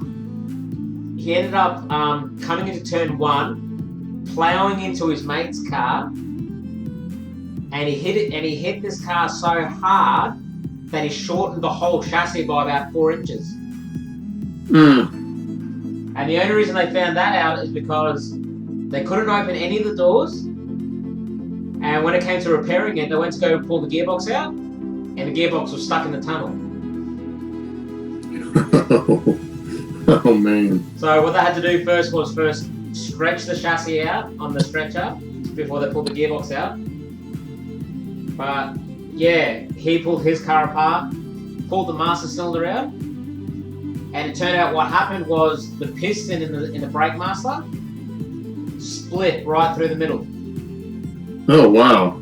So what happened was when he put his foot on the brake, all the brake fluid was going through the crack and backing out. Yeah, he just squirted it through. That's why you could feel a little resistance, but it wasn't working. Yeah, exactly. But of all places, for it to happen on the Formula 1, like the one race that everyone around the world watches. Yeah. So, you know, everyone around the world saw this happen, and he was like, oh, I don't know whether to be embarrassed or... Well, you know, it's mechanical malfunction. There's nothing you can do but keep from killing you or somebody else. Yeah. That's like, well, it's like the crash that I had at one of the fly-ins over toward Oklahoma City, the one I was telling you about. I had a 25-pound Fokker D7 quarter scale, and I've been flying this thing for 2 years, and it flew great. And I was flying it that day, and I'd gone around the pattern 3 or 4 times, and I was going to land. And when I throttled down to land, the plane started trying to roll on me, trying to snap roll, you know, real hard roll. And I didn't know what was going on. I knew I didn't do that, you know. Because I always told people, if you see my plane doing 3D motions, run. But I fought this thing and fought it and almost got it down to the ground, and it almost rolled again. Plus, I didn't know where I was. I'd never been at that field before, and it had a little bit of a crown on it, and I couldn't see the other side, and I didn't know what was over there. So I throttled up and went around again, tried again. Well, when I throttled up, I had control. And so I flew on around, and I came back around on the base leg, and I throttled back, and when I throttled back again, it went crazy again. And I mean, I'm doing all kinds of contortions at the flight line, I'm sure, trying to get this thing on the ground. And I got it down where it was about 8 feet off the ground and almost straight out in front of us at the flight line, and it snapped hard to the right. Well, behind me was, you know, some of these really expensive airplanes and people.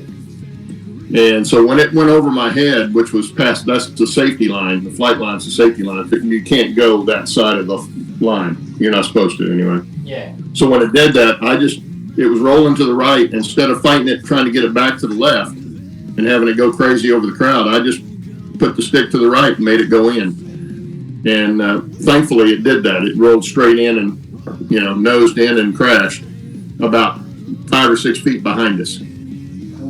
If that had hit us, it would have hurt somebody bad. Oh, it would have, yeah.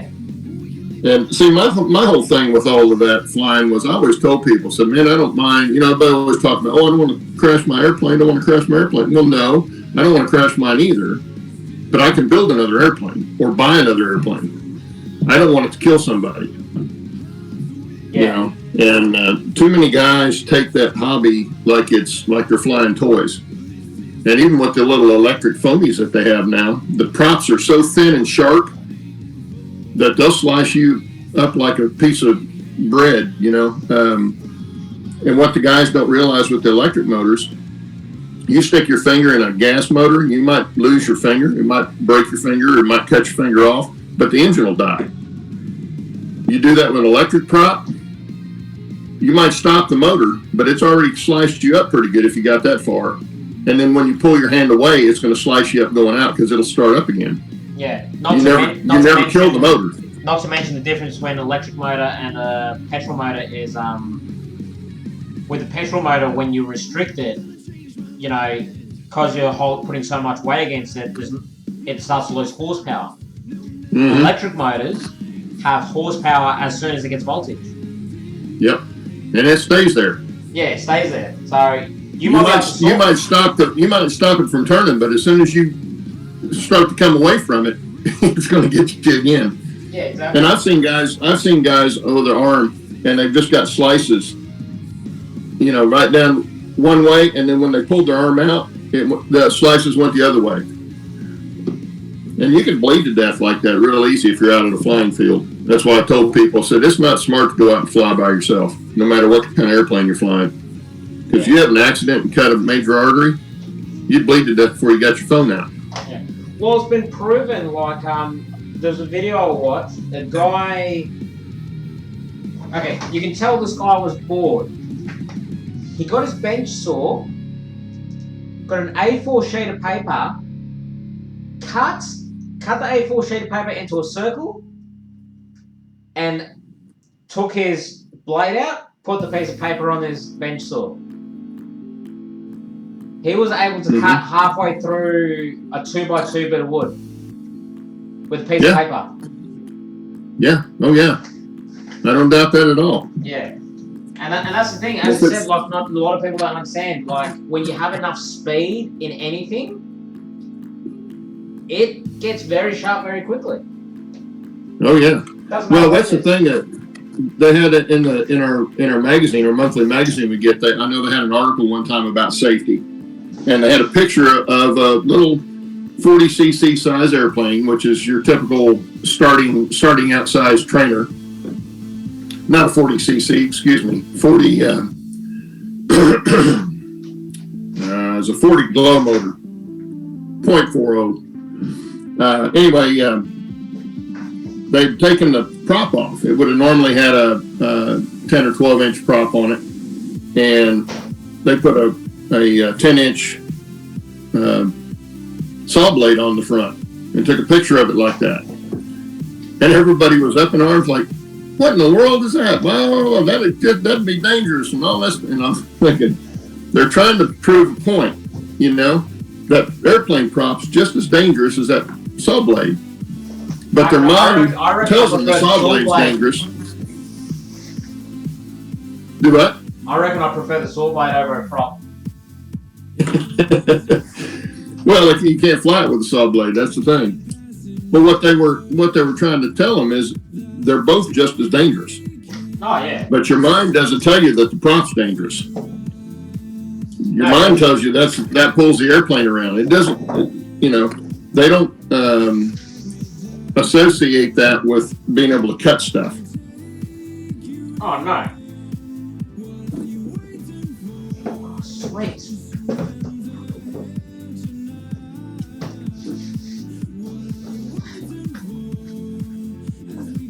Hey Claude, this is when I know I don't have enough.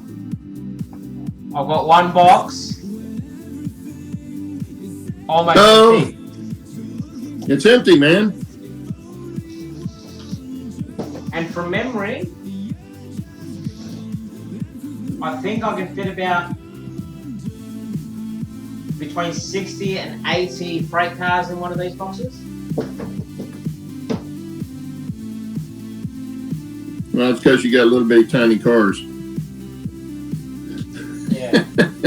Actually, Although I have to admit that the narrow gauge cars aren't much bigger than the N scale. Yeah.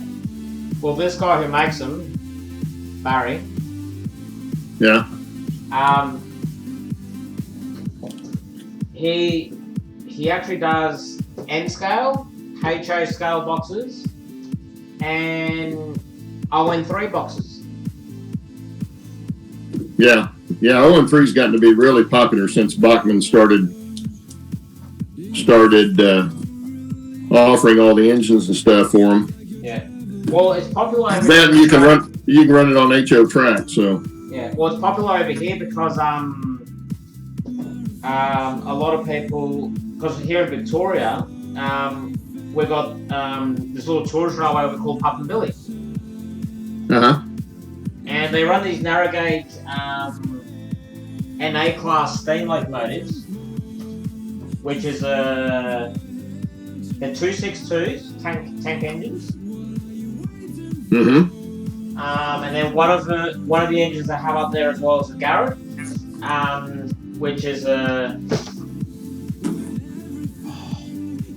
can't remember the driver arrangement of that. I have to look it up. Oh, it was crazy. But yeah, it's very popular over here, you know, and you know, and because the society that actually looks after and that, I think they pretty much have all the locomotives that used to run on that narrow gauge line, apart from maybe I think 2 or 3 locomotives. But considering, I think like that railway had a total of like, I'll have to look it up. Ali might be able to tell me, but I think originally they had about 12 locos total. And yeah, they just used to run up and down the mountain for the logging industry. Yeah.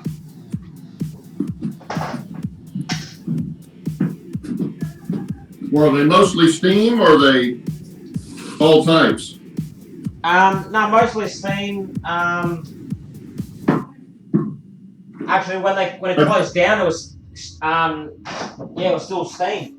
Only reason they have diesels up there is obviously because of restoration and whatnot. Like what they did was they literally got like the switching diesel locos from the broad gauge lines, and they converted them to narrow gauge. Yeah. So as you can imagine, like you have this kind of oversized looking locomotive with with this itty bitty wheels on it. It's like what?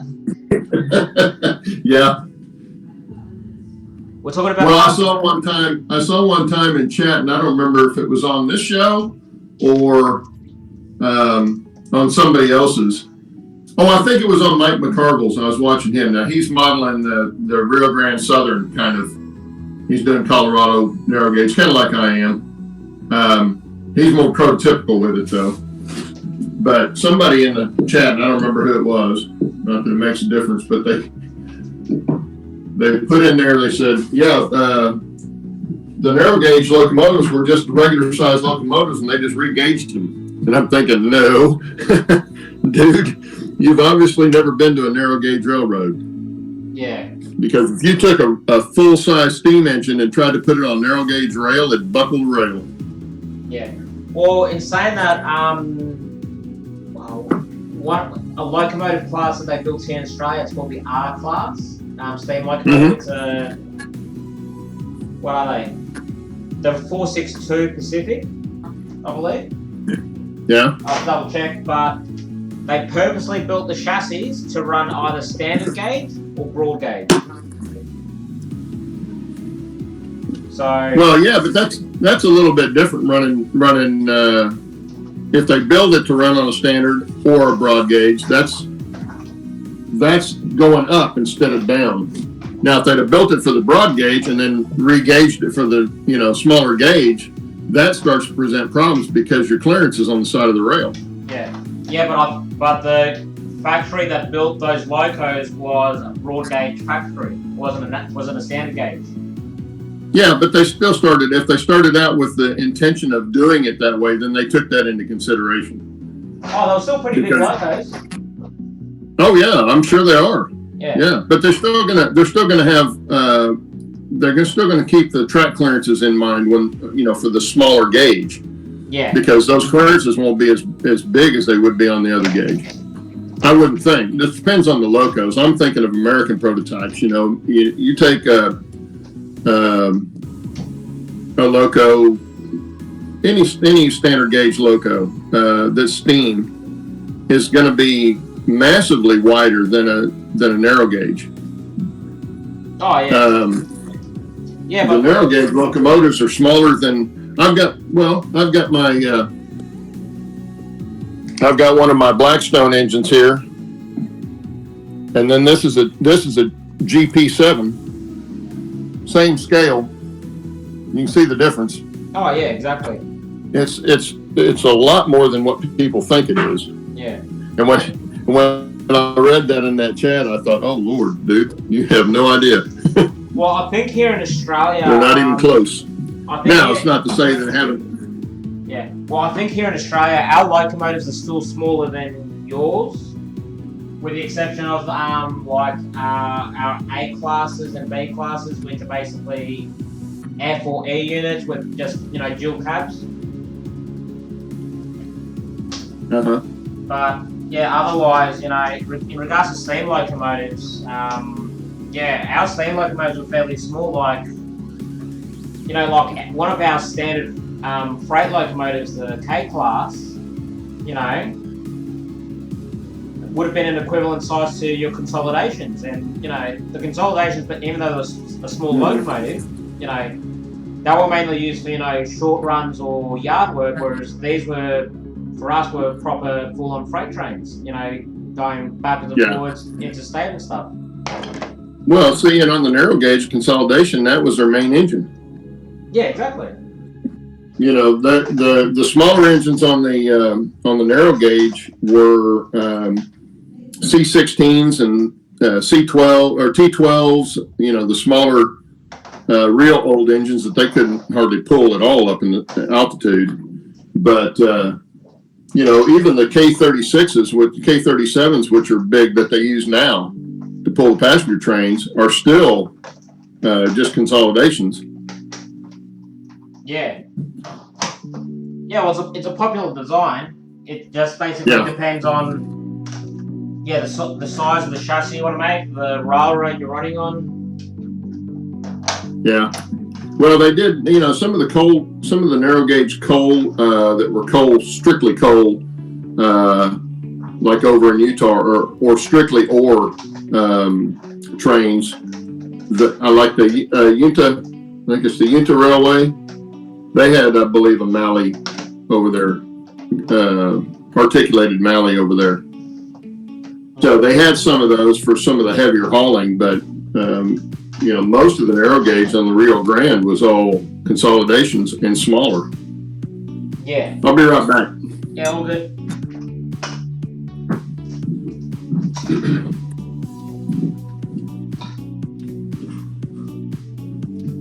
Now, what's happening in chat? K36s.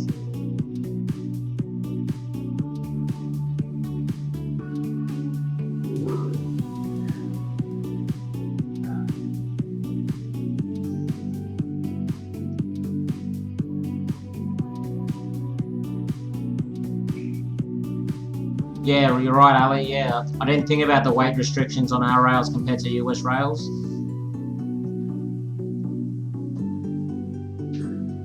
Hey, look, guys. I almost have my couch back.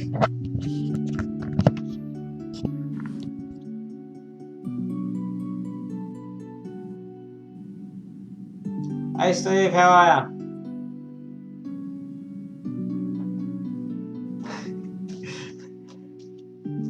Now, Leslie, are you trying to rifle up Claude? I'll be back. If I can get out.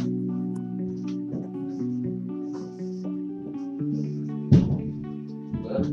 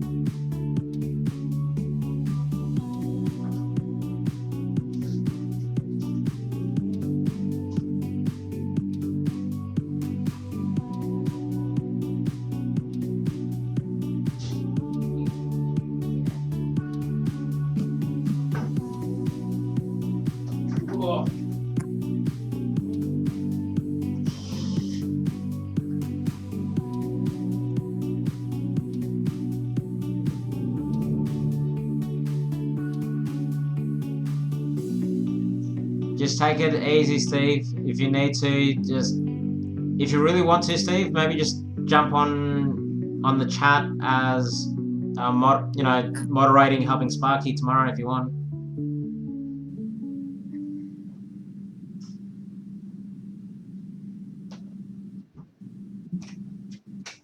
Actually, there was someone I did see up here, didn't I? Hey, John.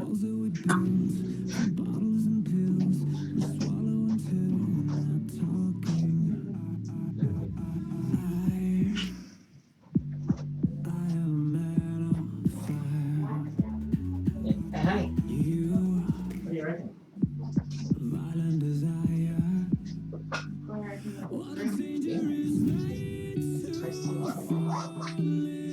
you're not a fan of the heater, are you? This is gonna be so quick for us to get to. Yeah, you're gonna keep saying I'm too hot, and I'm gonna be saying I'm too cold.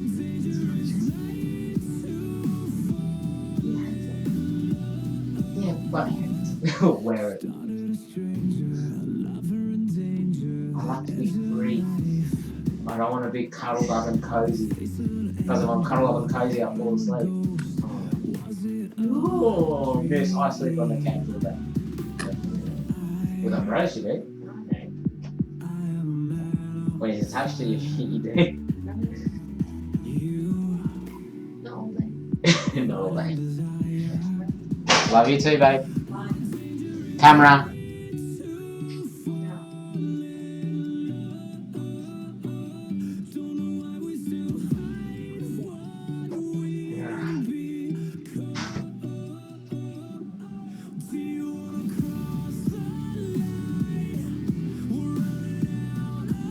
Actually, for those of you that are on Facebook, have you guys been seeing that bloody I Spy game going around?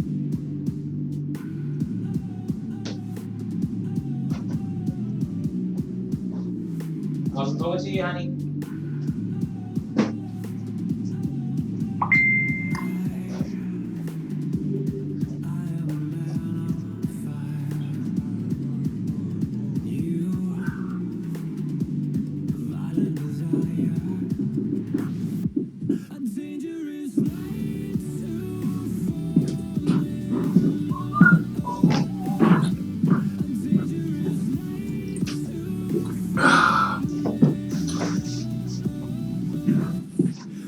Oh my god.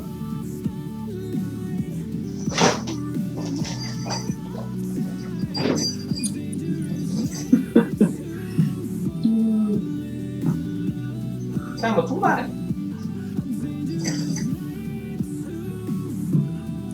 Senti.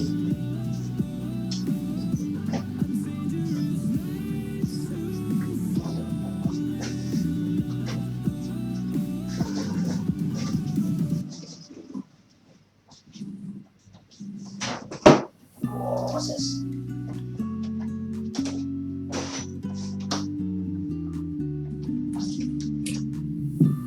Oh wow! Holy shucks!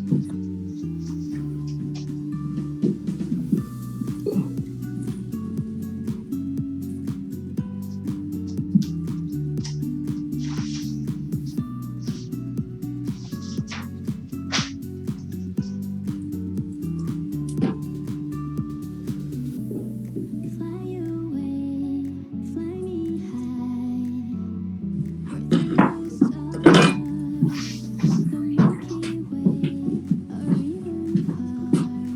Oh nuts!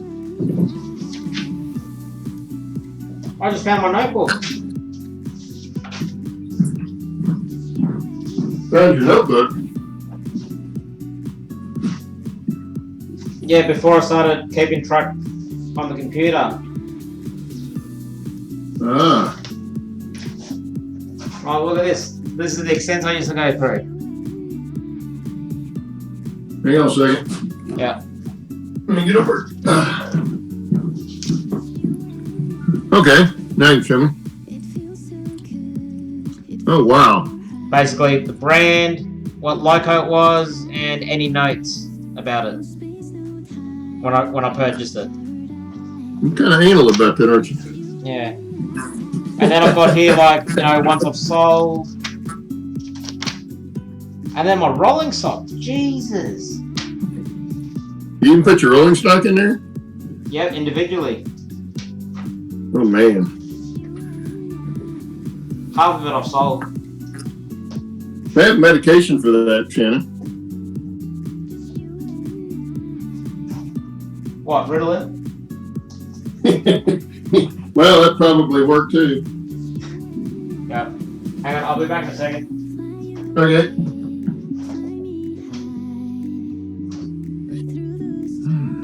Okay.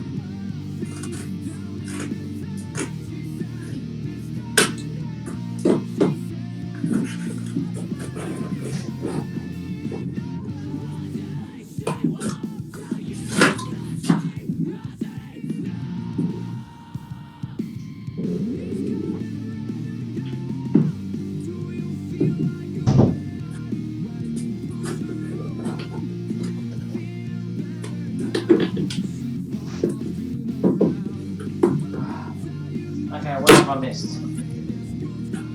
Nothing. At least nothing from me. I'm just putting up another tunnel liner.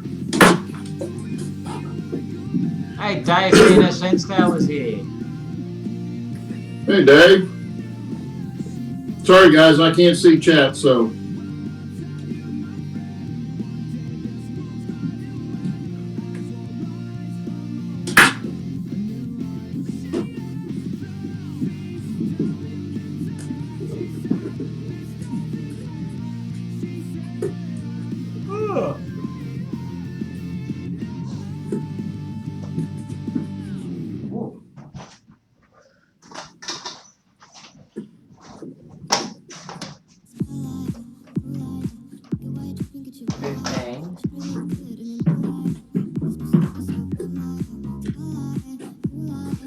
Anyone watching at the moment? I've got 15 of these and I want to swap them for Union Pacific coal cars.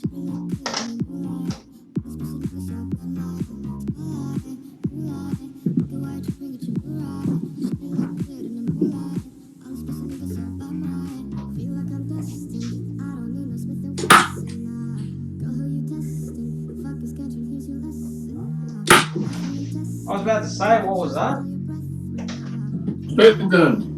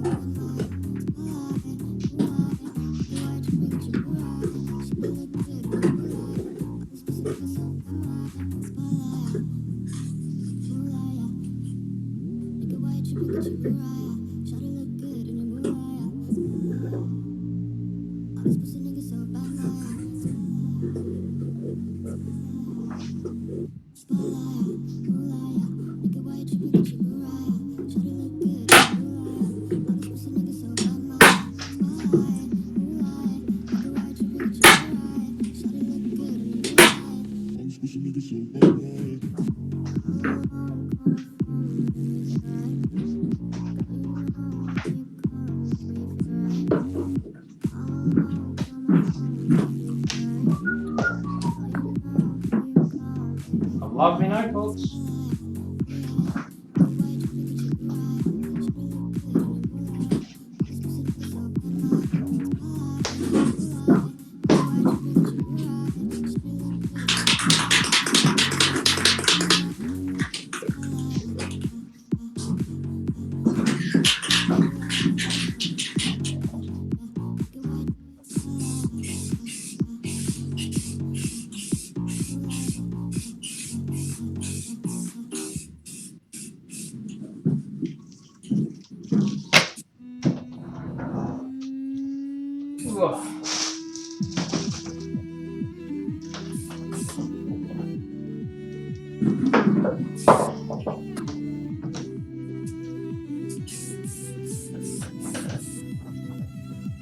Yeah, probably having an insomniac.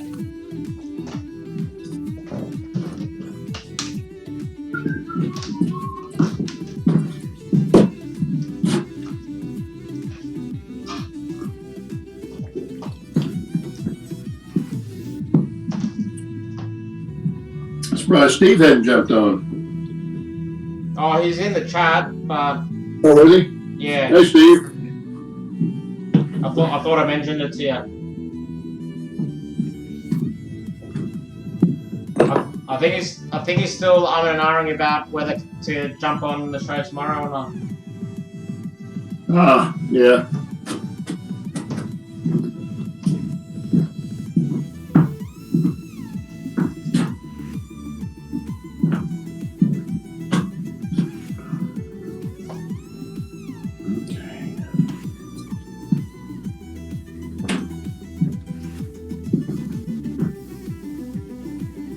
Man, I got a really good deal on some signals the other week.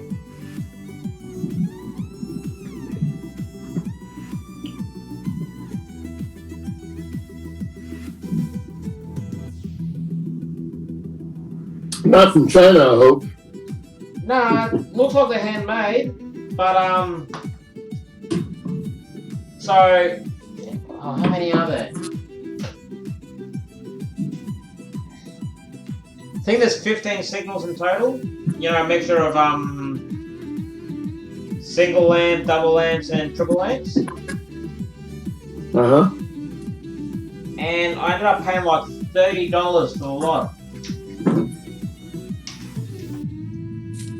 About 2 weeks after that, I went to an exhibition, and someone was selling brand new ones of similar quality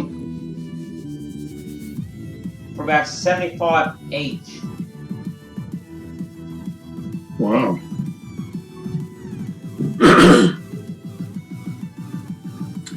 I did find one guy on eBay that's from China, but he ships pretty quick, and the stuff looks really nice. I mean, I haven't hooked any of it up. I mean, none of it may work, but for no more than I paid for it, street lamps and stuff like that were outrageously cheap.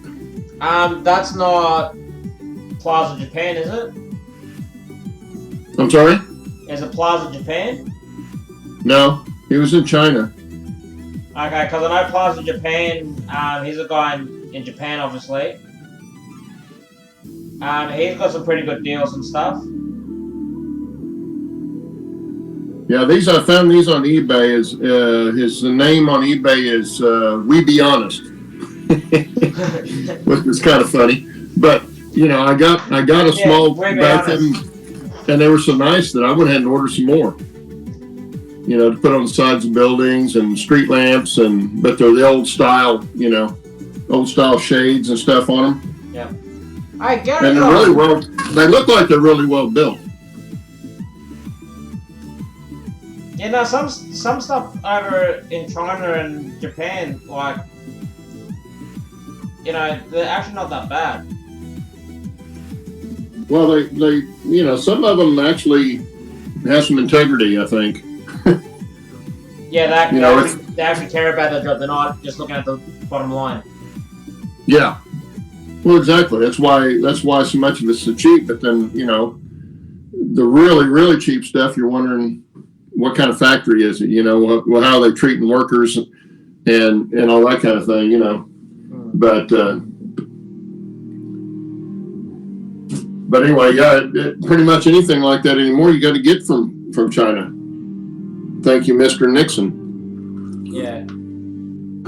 You know, I think we've got someone new on the chat. Uh-oh. Alex Brockway, FLGK Railway.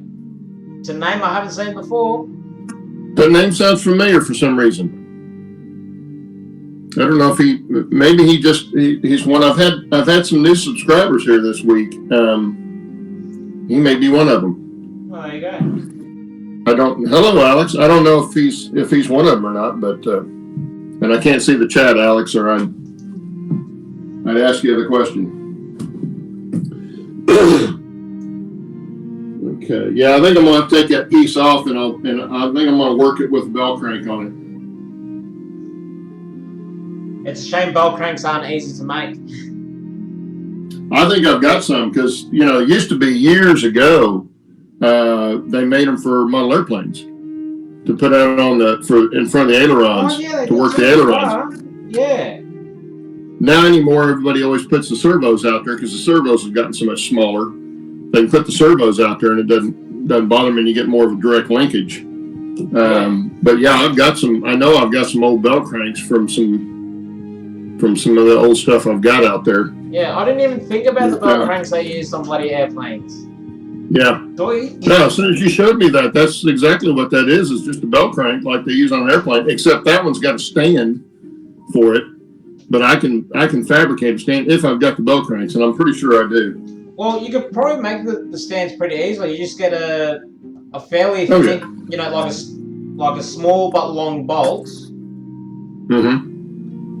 Put a bolt, a nut on it, and screw it down with a washer on top. Then you put the bell crank, and then you put another washer, and then the bolt on top, and sandwich it together. Well, if I find any of the bell cranks that were for the airplanes still in a package, it'll have all that stuff with it. Now, it doesn't stand it up real high, but all you got to do is barely clear the surface of the wood, so you're not hanging on the wood. Yeah. So, I'll have to go down there and look and see if I've got some later for that. But I've got this now where I can pull that. I can still pull this piece off. I just got to cut the cork at the seams, and I can pull that piece up and install that underneath. Because what I'll do is I'll run that. You can't see it. Yeah. Let me do it this way. It's easier. Here's where the turnout's going to be, and you can see why I couldn't get under to it, because this is all going to be scenery right here. Yeah. So what I want to do is move that back here where this other turnout's going to be here. So there'll be a motor here. I can put another one, right over here, and run the wire down underneath back here and work that point. And that'll work because then I can get under here. It's going to be fascia, so I can get under this. Yeah. And that was my problem. I wasn't going to be able to reach it if I had it where I put it in the other day. Yeah, exactly. And for the fact that you're going to be using a bell crank with piano wire, the chances of that failing, you have more of a chance of 2 tortoise motors failing before that fails, I reckon. Yeah. Oh, yeah. I wouldn't be worried about the bell crank. The toughest thing on the bell crank is to get all the slop out of it. Yeah. But the nice thing is the points don't have to move near as far as an aileron does, so that should still be pretty easy to do.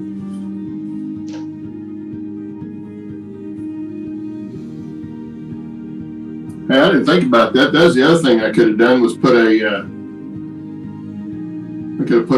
servo back there. Yeah, servo's much smaller, but you don't have as many outputs. Yeah, I'd have to come up with something else. But that's the nice thing about the tortoise is having it automatically switch the frog for you. Yeah. It switches to whatever side the points are on. So yeah, that's really nice. But yeah, I think that'll work. That'll be the fixer for that problem. And I'll pull that panel off to install that bell crank. That way I don't have to crank my head up underneath there. Yeah. Yeah, I'll go look for that later. Let's see. I think I got the last tunnel portal put in. Oh no, I've got to put a little bit more on. There you go, Claude. Alex is supposedly a regular for Sparky's channel by the sounds of it. Did I say that again? Alex is, by the sounds of it, is a regular to Sparky's channel. Okay, I may have seen him. I dropped in on Sparky's the other day. I don't get to see a lot of his live, just because of the time he has it. But yeah, I did the other day. I dropped in there the other day, and for a little bit, that may have been where I saw him. Yeah, but the name sounds familiar. Yeah, that's probably where it's from.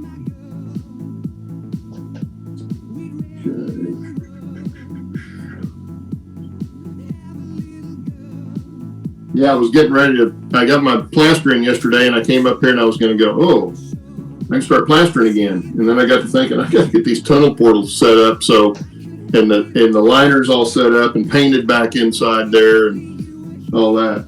Yeah. Because I'm real bad about going too fast and forgetting steps. And that would not have been fun trying to paint back inside the tunnel after the fact.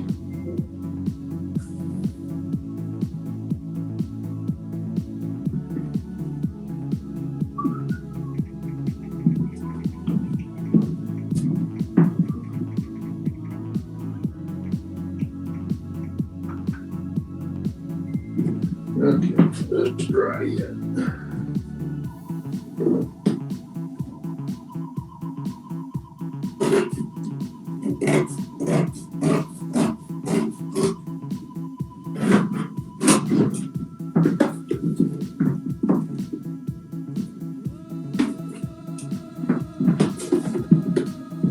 I'm starting to hate the fact that I'm not working at the moment.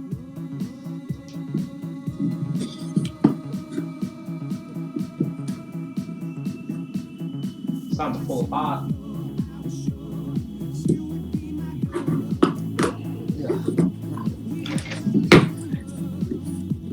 Yeah, let's see what else I've got.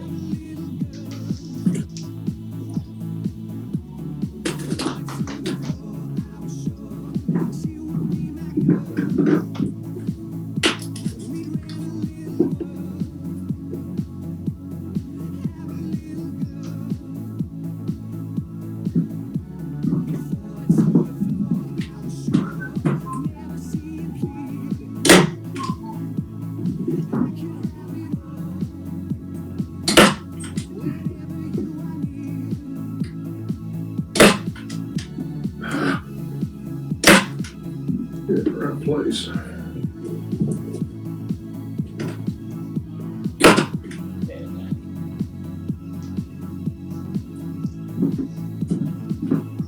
That's better. Okay.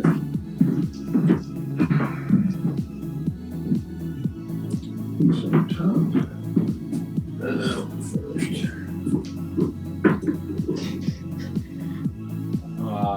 Ali, just make them.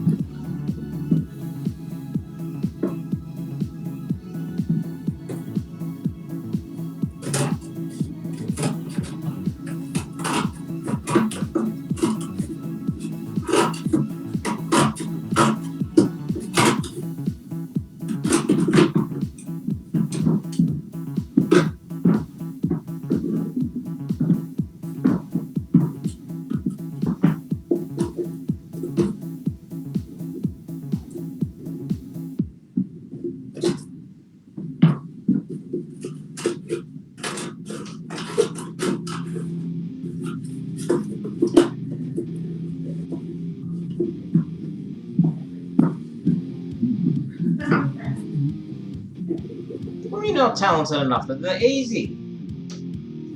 You just gotta get brass tubing, which is acts as the common lead. Then you just get what is it called? Well, you would need 3mm LEDs, and you just get some plastic tubing to make the eyebrows and yeah, some more plastic sheeting just to make the backing. And then you paint the rest of it black on the back.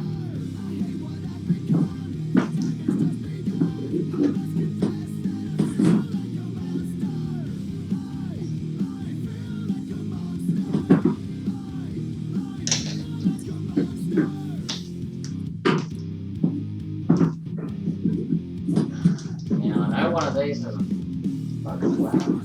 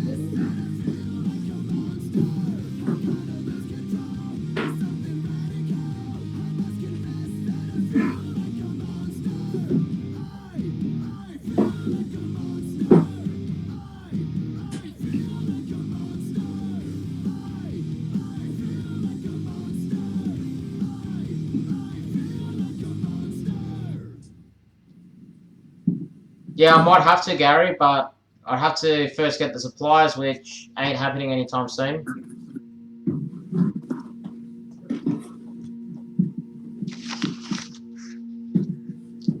Whoever wants to jump on camera, there's the link.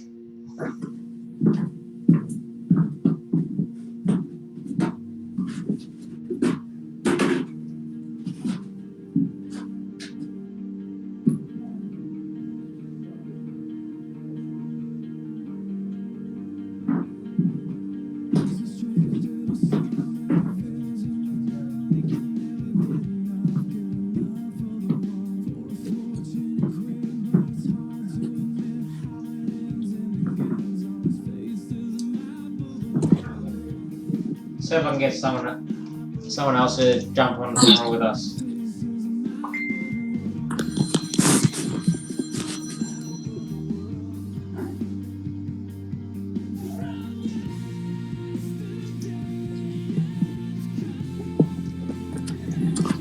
Hey, Brian.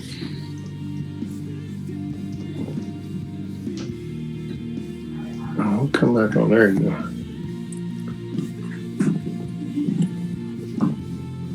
So I'll move this over here and we can see what I'm doing now. Okay, looks like we might not have Brian tomorrow morning.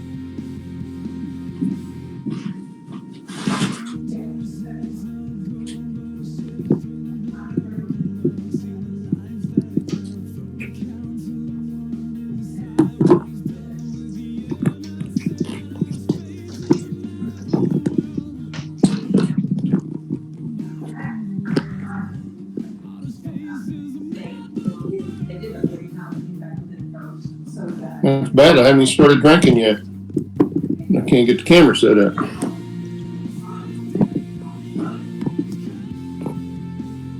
There we go. A little better. You see that? Yeah. Oh, you laying the track bed down? Yeah, I've got the cork in and I've got these two turnouts. This one's a curved turnout, but I had to modify it so that the outside leg went to the left instead of to the right with the front leg. Oh, yeah. So that was fun. That was fun to do. Yeah, I used the jig for part of it, but some of it I just had to lay it on the bench and move it where I needed it. Yeah, like just use a printout essentially. Yeah.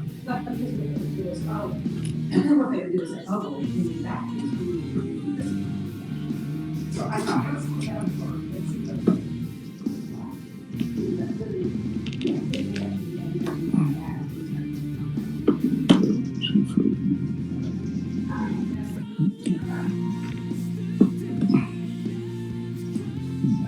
one.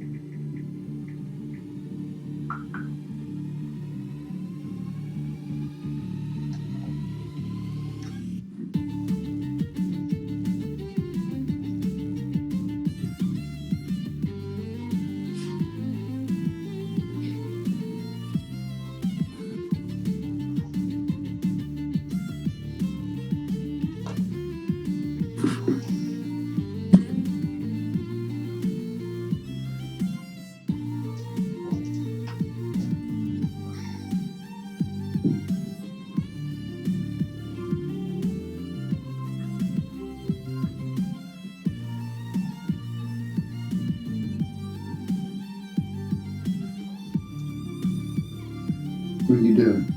Come here. Come here, dude. Come here. Is that a dog? Yeah, she comes up here every now and then and says, Dad, it's time for something to eat or a treat or something. Yeah, she's a toy Aussie, Australian Shepherd, which is an American breed, funny enough. Yeah. Yeah, I know. Yeah, she's a really good dog. Very, very smart. Almost too smart, aren't you? See, Yeah. that's the one thing that annoys me is I wouldn't mind getting a dog, you know, for the family and whatnot. Mm-hmm. But my sister used to work at a pet store and studied, you know, some veterinary thingamabobs. And so I always go to her like, oh, what about this dog breed?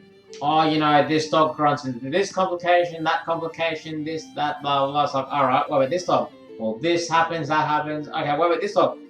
Known for heart attacks. It's like, all right, what about this dog? Known to get aggressive. Well, come on. Oh, they're just like people. Yeah. I mean, they're like having dogs are like having 3-year-olds around the house. Well, yeah, or 4-year-olds in your case, right? Yeah. Well, mind you, in saying that, my sister's got a German Shepherd, right? Yeah, Shepherds are smart too. Yeah. But she was really annoyed because when she bought the dog, the puppy, she bought it from a breeder who said that that German Shepherd was a straight back German Shepherd, not a slope back. Uh-huh. Okay, which is very hard to find, obviously. And I think she ended up paying something like $1,500 for the pup. 6 months later, what does she find out? It's not one of those. It's a slope back German Shepherd. Yeah. Luckily, she had pet insurance because by the time the puppy was 18 months old, she got x-rays and went in for hip replacement. Yeah. So, yeah, Dog wasn't even 2 years old and had to get a hip replaced. Wow. And That's not good. Yeah, but it's a sad thing because, you know, German Shepherds, the slope backs were purposely bred to have a slope back, you know, for shows and that. Mm-hmm. But the trade-off is they end up with the genetics leave them with crappy hips. Yeah, I can see that. Yeah. But in my sister's dog's case, what happened, from what I remember, is it wasn't the fact that she had bad hips in the case of, you know, like the sockets were falling out or anything like that. What had happened was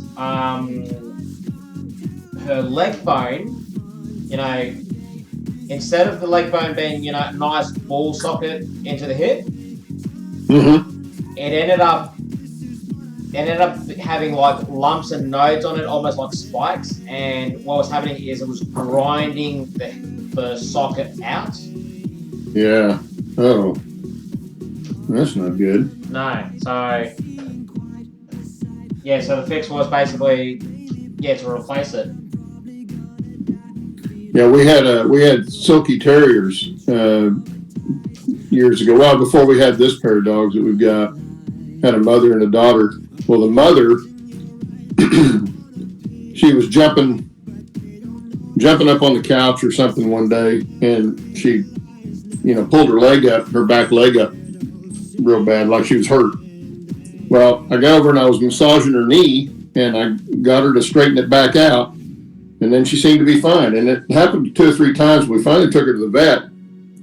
And he said, yeah, he took an x-ray and he said, yeah, what happens, especially with that particular breed, is sometimes the knuckle on the knee where the tendon slides through. You know, it's kind of like that. And then the tendon slides between the bone. Yeah. Well, hers was, sometimes he said it doesn't, the bone doesn't grow out far enough on the knee to make a groove. And so that tendon, when they get, you know, a little bit older, she was about 2, it would slide off to the side and pull her knee up. Kind of like getting trigger finger on your hand or something, you know, it would just tighten up on her. And so what they did, we opted to go ahead and have the surgery. Normally on a pet, if it's real expensive surgery, we don't do that because you're not going to have them that long. But we knew we'd have her for, you know, another 10 years or so at least. So we had the surgery done, and she was fine after that. And all he did was go in there and that was just make a little deeper groove in the bone. Yeah, and she was fine after that. Didn't even have any recovery time. Oh, yeah. Except for the incision. You know, that was the only recovery time she needed. Yeah, so she had to wear the cone of silence. Well, no, she didn't even bite at it. I don't think we even had to put that on her. Oh, wow. Good dog. Yeah. Oh, they were great. The Silkies were great. We loved them. They were self-sufficient. We could fill up their self-feeding bowl, water and food, and leave for 4 or 5 days. They could go outside when they wanted, all that stuff. We never had to worry about them, except one time she brought in this dog, and it was funny because at the time she was only about 6 or 7 pounds. But I wake up one Saturday morning to this blood-curdling scream from my wife, and I raised up and said, "What's wrong?" Because she had gotten up and I was still asleep, and she said, "There's a squirrel on the bed." And I looked up and there's a dead squirrel at my feet on the bed. The dog had killed this squirrel, or gotten this squirrel, probably died off the high line or something and fell in the backyard. But I just started laughing because we had this dog door that probably wasn't any bigger than that, you know, almost like a cat flap for these dogs to go through. And this squirrel was huge. It was almost as big as she was. And I just started laughing because I had this mental picture in my mind of her trying to drag that squirrel through that little bitty dog door and then get it up on the bed. How she got it up on the bed, I don't know, but she did. She got it all the way up on the bed. It would have been like, you know that video of the Labrador with the log? Yeah, exactly. That's what I was picturing, but it was with this squirrel. you know.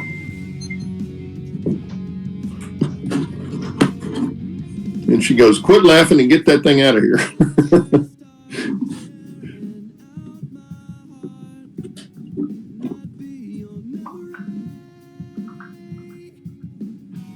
Well, it looks like we might have someone else joining on the camera in a minute. All right. Yeah, Gary. Oh, yeah. Yeah, I just subbed to his channel yesterday. I got to go over and yesterday or day before. I need to get over and watch some of his videos. I have to double check to see if I have subscribed to him or not. I think if that's the one I'm thinking of, he's the one I'm thinking of.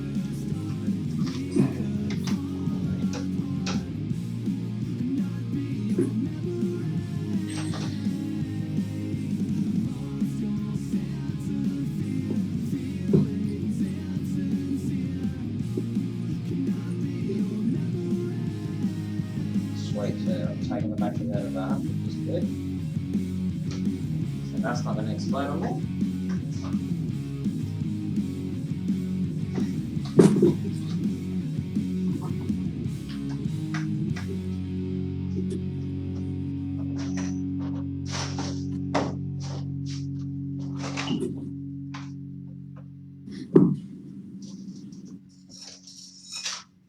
Hey, Claude. Yes, sir. Do you ever remember the watches that Lionel introduced a few years back? I think I've seen one at a train show once. You have one? I've got a few of them. Oh, I didn't see that one. Yeah, it's got the noise, which... Can you hear it? Yeah. Cool. Yeah, I've got, what is it? 2 white face wristwatches, 1 gold face wristwatch, and then this pocket watch. Yeah, the wristwatch is the one I saw, one of those. Yeah. Mind you, the leather on them isn't good quality. Which is a bit annoying.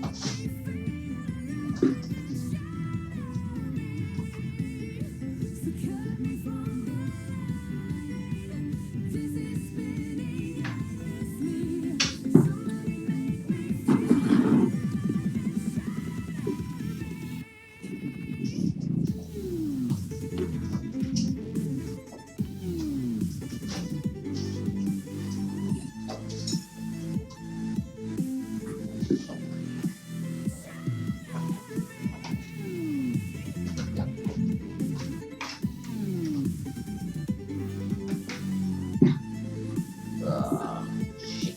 What do I do?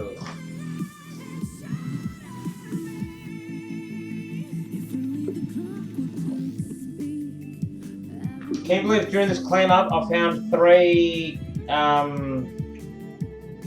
hobby knives? Yeah, that happens all the time with me. Find all the tools I looked for 6 months ago and couldn't find. Murphy's Law. You need it, you never have it. When you don't need it, you have it. Yeah, oh yeah. You got 4 or 5 of them when you don't need it. Actually, that's like did you see Monster Railroad's last update? Yeah, where he's putting the backdrops up, backing for the backdrops. Yeah. Yeah. Remember how he was saying how many bloody tape measures he's got? Yeah. Well, I'm the same way. Yeah. Because tape measure, in my work and stuff, I got to have a tape measure, but. Yeah, So well, I've he got just takes it to another 2 in the level. truck and 2 in the shop and some in the kitchen drawer and. I just find it funny because he just takes it to a whole other level. He's like, oh, I'm doing this. I'm at the hardware store. I'll buy another tape measure. Well, I've done that because when I be out on a job and I think, oh man, I left that at home, I'll buy another one. Cheaper than driving all the way back home and trying to get the one I have. Yeah. I'm lost. They're doing the highway. There they are. Hey Claude, I'm also in two minds about this. What do you reckon?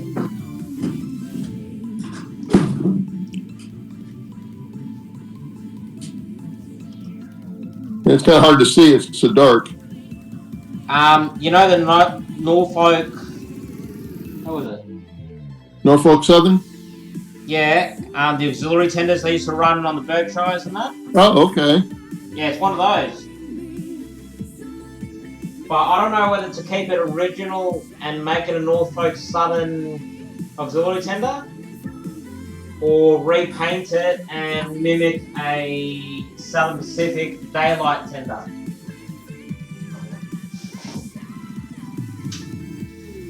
Well, you can do either one.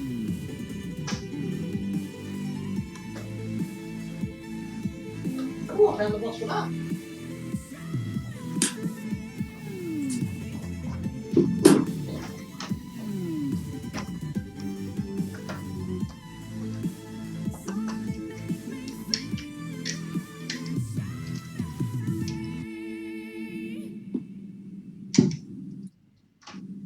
What are these cups for?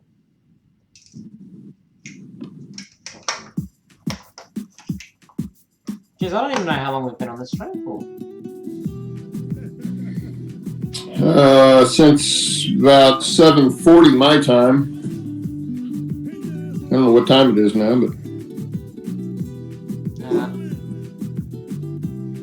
nearly 3 hours. there you go. Time flies when you're having fun. That or when you have someone to talk to. Yeah. Yeah, that does make it go by quicker, doesn't it? Yeah. Like, obviously I've got the wife to talk to during the day, but there's only so many things I can talk to her before we start arguing. That's because you're so noisy. That and the way I think is completely backwards to her thinking. Well, that's just men and women, man. Can't live with them, can't live without them. Yep, exactly.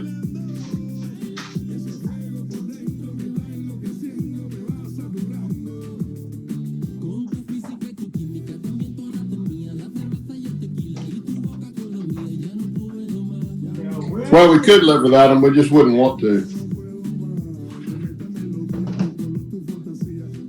Yeah.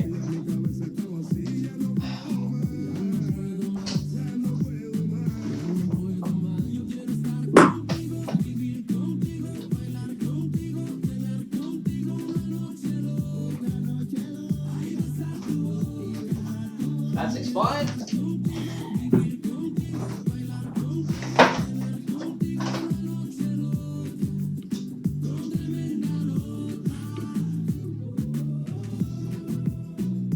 Looking at my windowsill that I haven't looked at since I moved in. Found a Dakota, a caboose,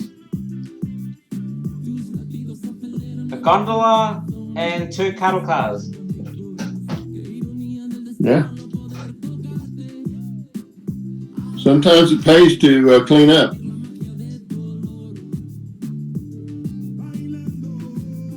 That it does.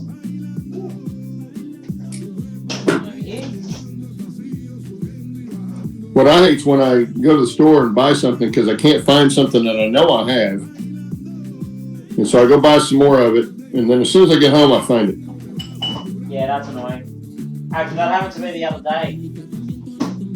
Actually, no, it was last week when I started building my boys' layout. Yeah. Ages ago, a friend of mine sent me some turnouts, right? That I needed, and I'm like, I know I need those turnouts to build this layout later on. So anyway, I put them away, completely forget about them. So what do you think happens? You go buy more, of course. And then I put the layout together, I'm like, sweet, all the turnouts work.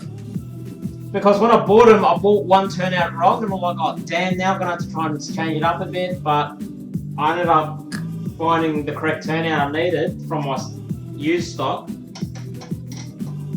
And yeah, then when I found the other 3 new ones, I'm looking at them going, those are exactly the ones I needed.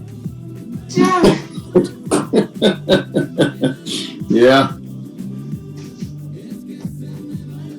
Yeah, that's unfortunately how it works.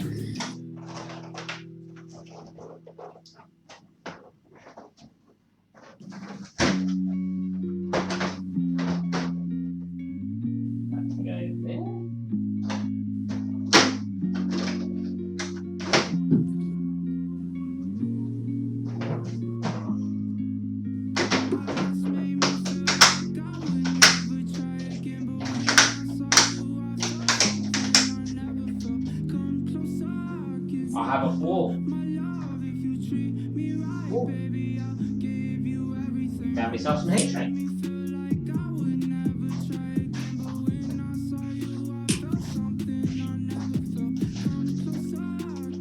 Yeah, Claude, some of the best stuff ever.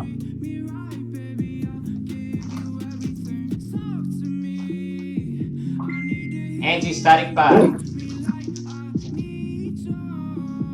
Oh, yeah. I had a bunch of that when I was building my own computers. It's good for when you're handling the coders.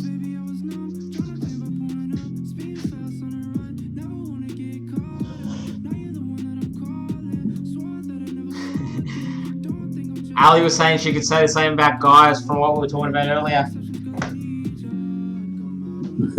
Yeah. Wait.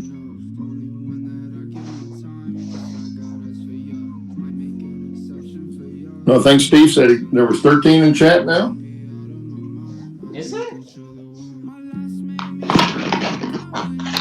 Oh, there's Gary. All right. He found his way on. We're still waiting on audio.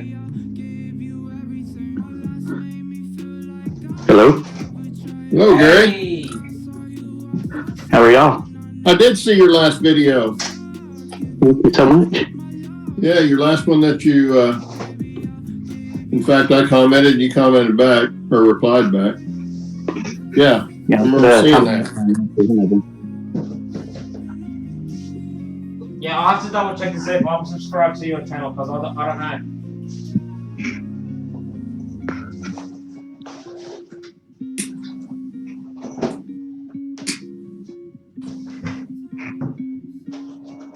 Use it there. Right there.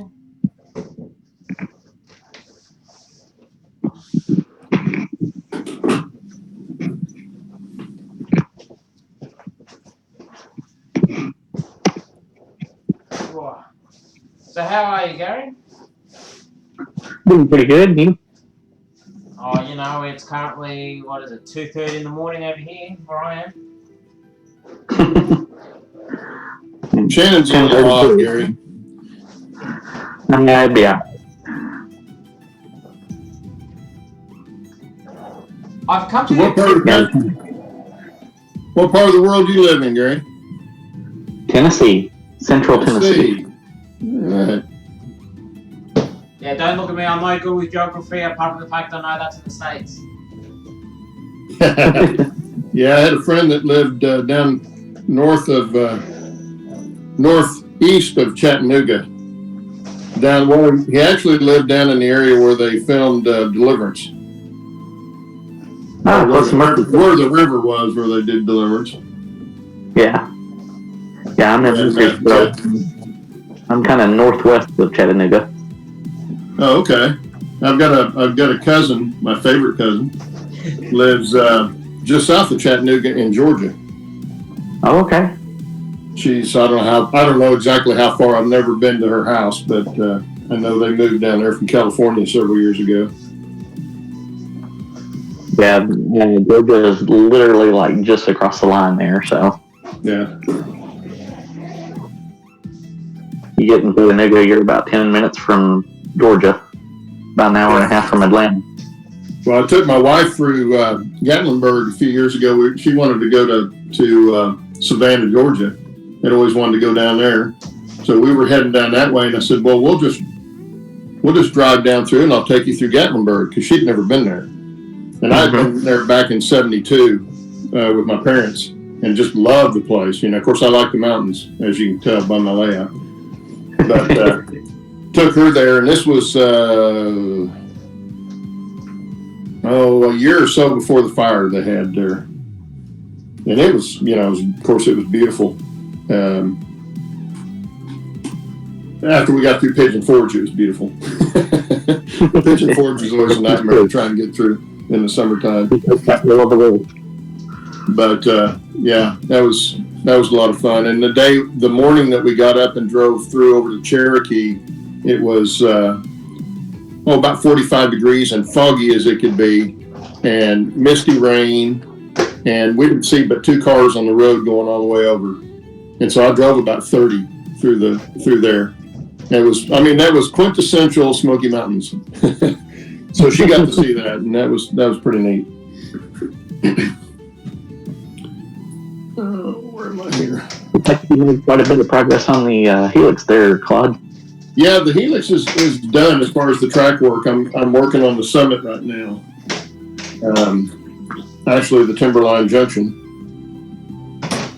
This is where the narrow gauge splits off, and we'll go to 2 separate towns.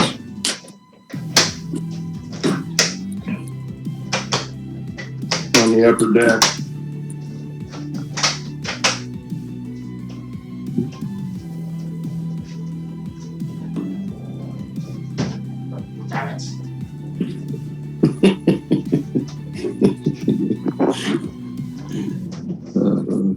Both my trolleys are too tall. Take the wheels off. No, I like the wheels, because then I pull them out from under the table like a drawer. Well, prop your table up, or whatever you're putting it underneath. I'll work it out.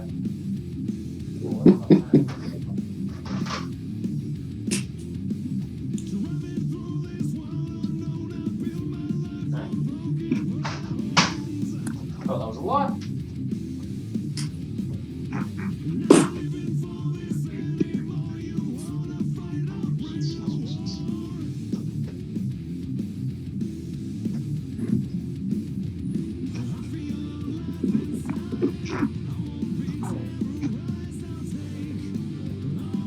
Yeah, Claude, I was saying before, I've come to the epiphany that the only reason I go to sleep at a normal time is because of work. Yeah.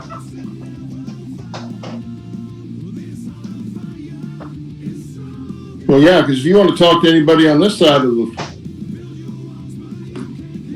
world, you got to be up in the middle of the night. Or they do, one of the two. Well, that's the thing. Even every other night, you know, when I haven't been talking to you guys, I'm still up. Yeah. Well, you get that programmed in your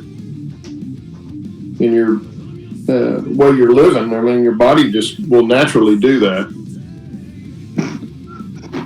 Yeah, I've always been a night owl though. Like I remember in my younger days, I used to, for like about 4 nights out of the week, I used to go out to the clubs and just drink up, and we're talking like, you know, my day would consist of me waking up at 6 o'clock to jump in the car as a passenger. My housemate would drive all the way to his work. I'd sleep there till about 7:30. Then my alarm would go off, then I'd jump over into the driver's seat, drive all the way to work, do the full work day, go all the way back to his work, pick him up, go home, sleep for 2 hours, wake up, shower, get changed, go out, be out all night till about 3 in the morning, then drive home, go to sleep to start do it all again.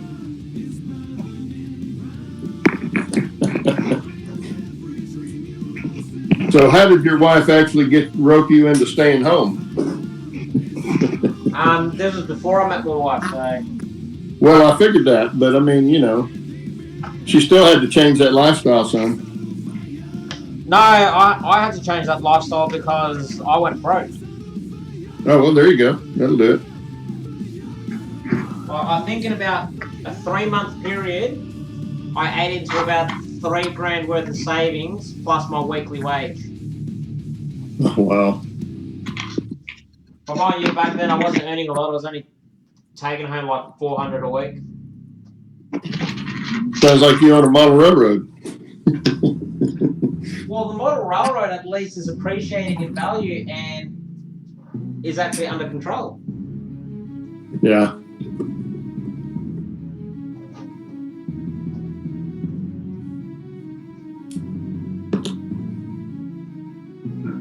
Oh, hey Shannon, thank you for the find on mine the other day of Aztec cars. I'm planning on ordering me one.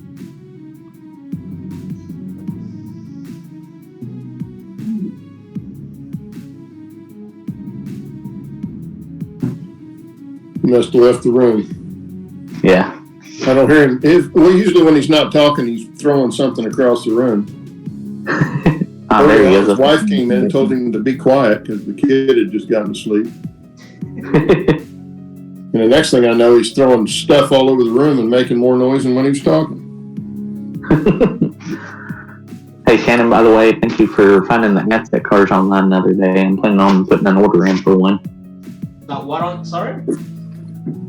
The Aztec track cleaning cars that you were messing with the other day. Yeah. I'm planning on putting an order hopefully later today. Oh, really? Yeah. They're a great car. That's the thing. Like, it's simple. It blends in with everything. And One of the best track cleaners I've ever found. well, as I said, I've got a bit of collection of track cleaners.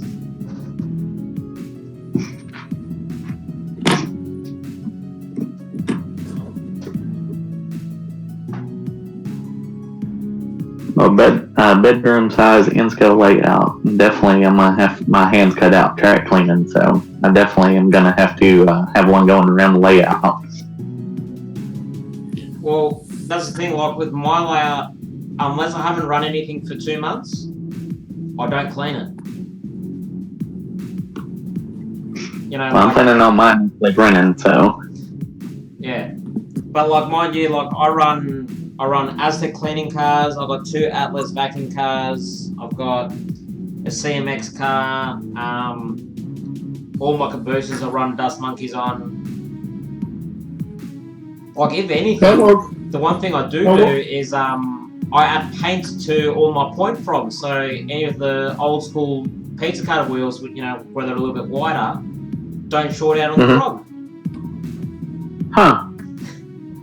How well do the vacuum cars work? They work very well. Do they? Yeah. Might look into one of those. Yeah, especially when you know, especially when it's picking up dust, because it'll just pick up everything that's mainly on the track, you know. Otherwise, yeah, as I said, the Aztec cleaning cars are really good for, you know, if you use the abrasive roller, it doesn't cut into the rail as such. It just slowly rubs the dirt off almost like you're running like 2,000 grit sandpaper just lightly across the track just to pick up dirt. That's it. And then with the dust monkeys just constantly keep picking up that tiny little bit of residue that's left behind every time. Okay. So, but yeah, like as I said, like my layout, I hardly clean it. If I do clean it, all the cleaners you have, I mean, it shouldn't take you long to clean it. Actually, no, it actually takes me a while to clean it because usually when it gets to a point where I need to clean it, I have to first scrub it, then I have to run all the trains, and you know, when that happens, I'm trying to figure out which train's actually going to run, so I end up running like a big boy or a Challenger because it's got the length and enough wheel pickups to pick up any dead spots instead of just stalling every 30 seconds. Yeah. But How big's your layout, Shannon? Yeah, but after about maybe an hour of cleaning, I'm running trains pretty good.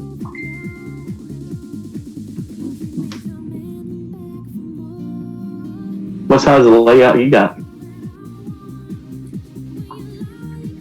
My layout is, I've got two layouts. One I need to restore because it's got some history to it that I want to bring back out to the public, and the other one, which is my main one at the moment, is 3'6" by 6'10". Nice. Yeah, and it's portable.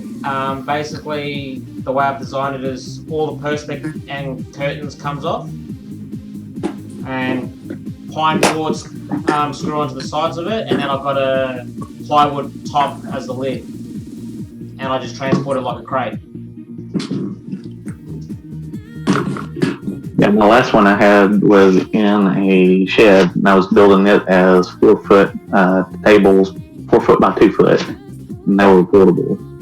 And I originally had it in this room, had made a large square, but this was a junk room, and stuff kept piling up and stuff. And then we finally last year decided to do the upstairs. And with that, my wife was gracious enough to give me this room. And then I commandeered the closets, thanks to her suggestion as well, after I'd asked. And now that doesn't sound like you commandeered.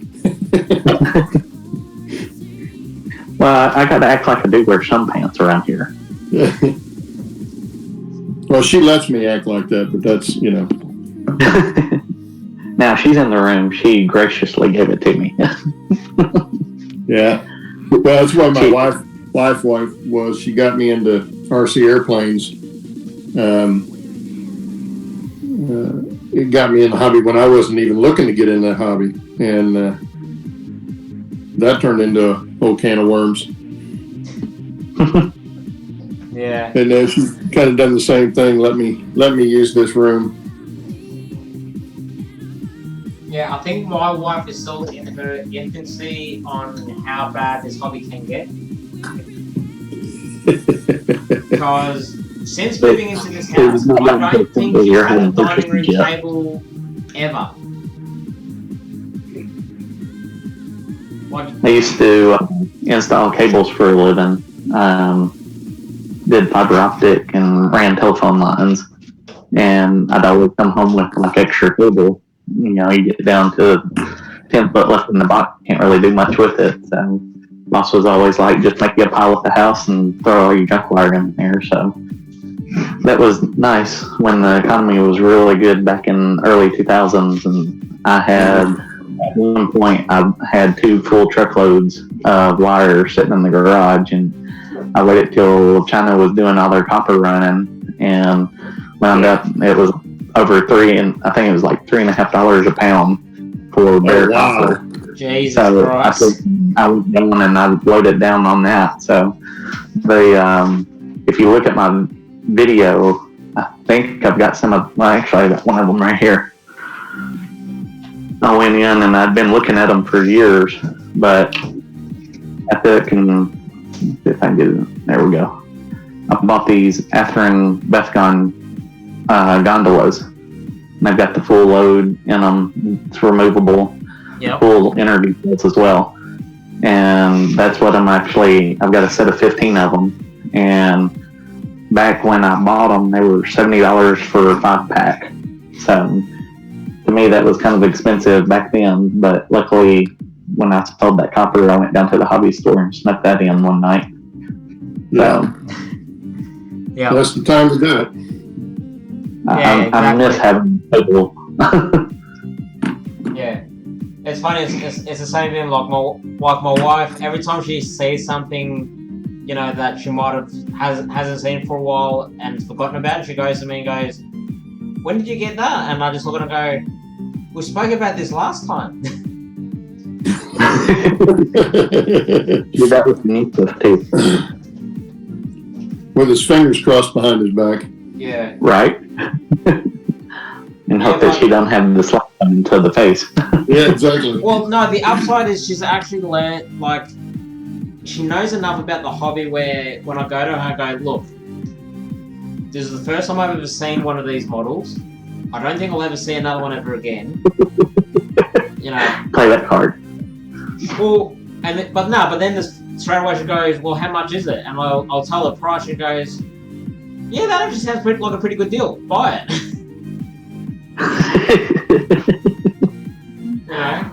And the first time that happened was when we went into the train shop because I was buying I can't remember what I was buying. I was buying something, and they had a Concord Galloping Goose there. Oh. And, yeah. I looked at it and going, oh, that's pretty. And she's like, oh, that's really cute. And then she started asking me questions. She was like, oh, how come you don't have one of those? You know? And she's asking me all these questions. I'm like, well, that's the first one I've ever seen, ever. And she's like, what do you mean it's the first one? I'm like, well, I haven't seen one ever. That's the first one I've seen. I've been eyeing it off for like the last 6 months, but I never thought of buying it. Was it in scale? Yeah. Yeah, she looked at the price and she goes, you got that money, don't you? I'm like, yeah, why? And she's like, buy it. I'm like, alright. You gotta keep her. Yeah. Yeah, downside though is she has said to me, if I ever sell it, she will divorce me.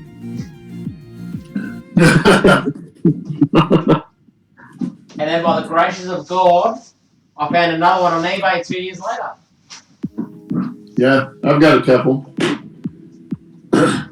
This last one I bought, I got to get a price on it. It's got a DCC decoder in it. It's not sound, but it needs cleaning.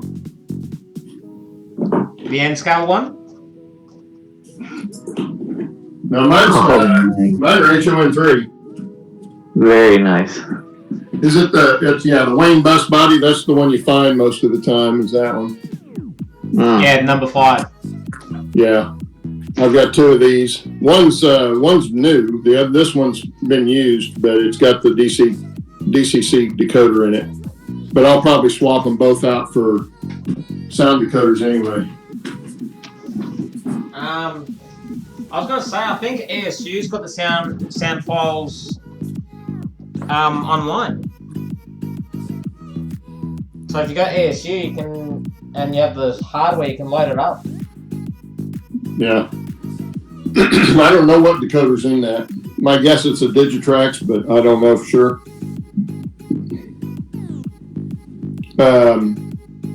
And I bought a Tsunami decoder off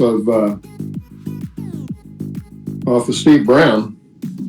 Oh, it's been a year and a half ago. He offered it up on one of his live streams, and I sent him an email, so I'll take it. Yep. And I don't know which one it is, and I got no paperwork with it or anything like that, so I don't know. I haven't messed with it yet. I'm not at that stage, so. But I will eventually get around to putting it in something. But it's small enough it could go in that goose. Yeah. Now I don't know about the speakers. I'm gonna have to find one of those little bitty tiny speakers, but I'm sure there's one somewhere I can get in there. If you go on eBay, you can find some mobile phone speakers that'll work. You just got to be careful you find the correct one, because I know some 4-ohm quality speakers will work, but you're paying a bit of coin for them because they're actually good quality speakers. Otherwise, just stick with the 8 ohms and you should be pretty fine, pretty safe. Yeah. And make sure you actually build proper enclosures for them too. Oh yeah, definitely. That makes a huge difference in a speaker. Well, that's the thing. A lot of people, aren't aware, but when you do DCC sound, the physics behind it is backwards compared to a large sound system, for your car or for your home. So it's one thing a lot of people don't actually understand, and when they do end up figuring it out, then they end up pulling apart all their stock again to redo it and get better sound out of it. Sorry, just quickly. What if it's like I'm guilty for that personally. Luckily, by the time I found that out, I only wired up like 4 or 5 sound locos myself. Well, I put a couple of decoders in. Put one in that GP7, and they are. Who is that company? Anyway, they offer a kit with the decoder and the motherboard and the decoder and the speaker. Everything's all in the same kit, which is nice. Instead of having to buy it all separately. And theirs is really nice. It's good and loud. I mean, I have to turn them way down because they're just way too loud. If you had more than one running, you wouldn't be able to hear anybody in the room. Yeah. So I cut them way down, and they still sound really good. Yeah, well, you never want to overpower speakers anyway. You don't want to run them full volume all the time because you'll burn them out. Yeah. Well, the other thing I liked about that company, and God, I can't believe I can't think of it. It'll come to me here in a minute. But they've got an audio assist, setup assist on theirs. So you push a certain combination on your controller when you're programming, and it'll run through an audio list menu, and then you can pick from that. And what's really cool, I found they got one part. If you go far enough down the menu, it'll actually play some songs. It'll play Star Spangled Banner, Amazing Grace, and something else. I can't remember what the other song is. Which I thought was kind of cool if you were having, doing like a 4th of July thing, and you came in and you could do the Star Spangled Banner or something like that. Pull it into the station and hit the music on it. Yeah, well, that's one thing I wanted. That reminds me why that conversation came up with Ally. Ally would be interested in this. So I was talking to Ally the other day about ESU decoders, right? About how you can actually it's actually very complicated to create your own sounds for them. Yeah. But I just remembered why I was looking into it, and the reason I was looking into it was like I bought a whole bunch of Thomas the Tank Engine stuff for my son, and what I wanted to do was install ESU sound decoders, but load up all these custom sound files of just phrases from the actual show. Sure. Yeah.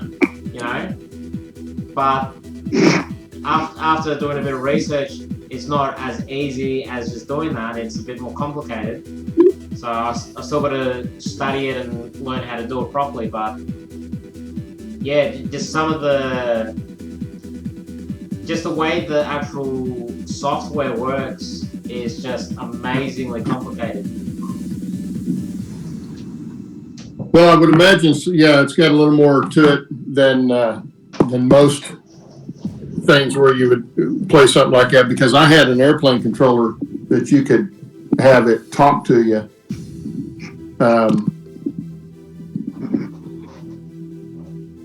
And tell you stuff like your battery was getting low on your airplane or something like that. Instead of having to look down at the radio and pick it up, visually, take your eyes off your airplane, it would actually tell you. And you could have it play music and all that kind of stuff while you were flying if you wanted. And it was pretty simple. But then it was also straightforward. It's not doing anything else.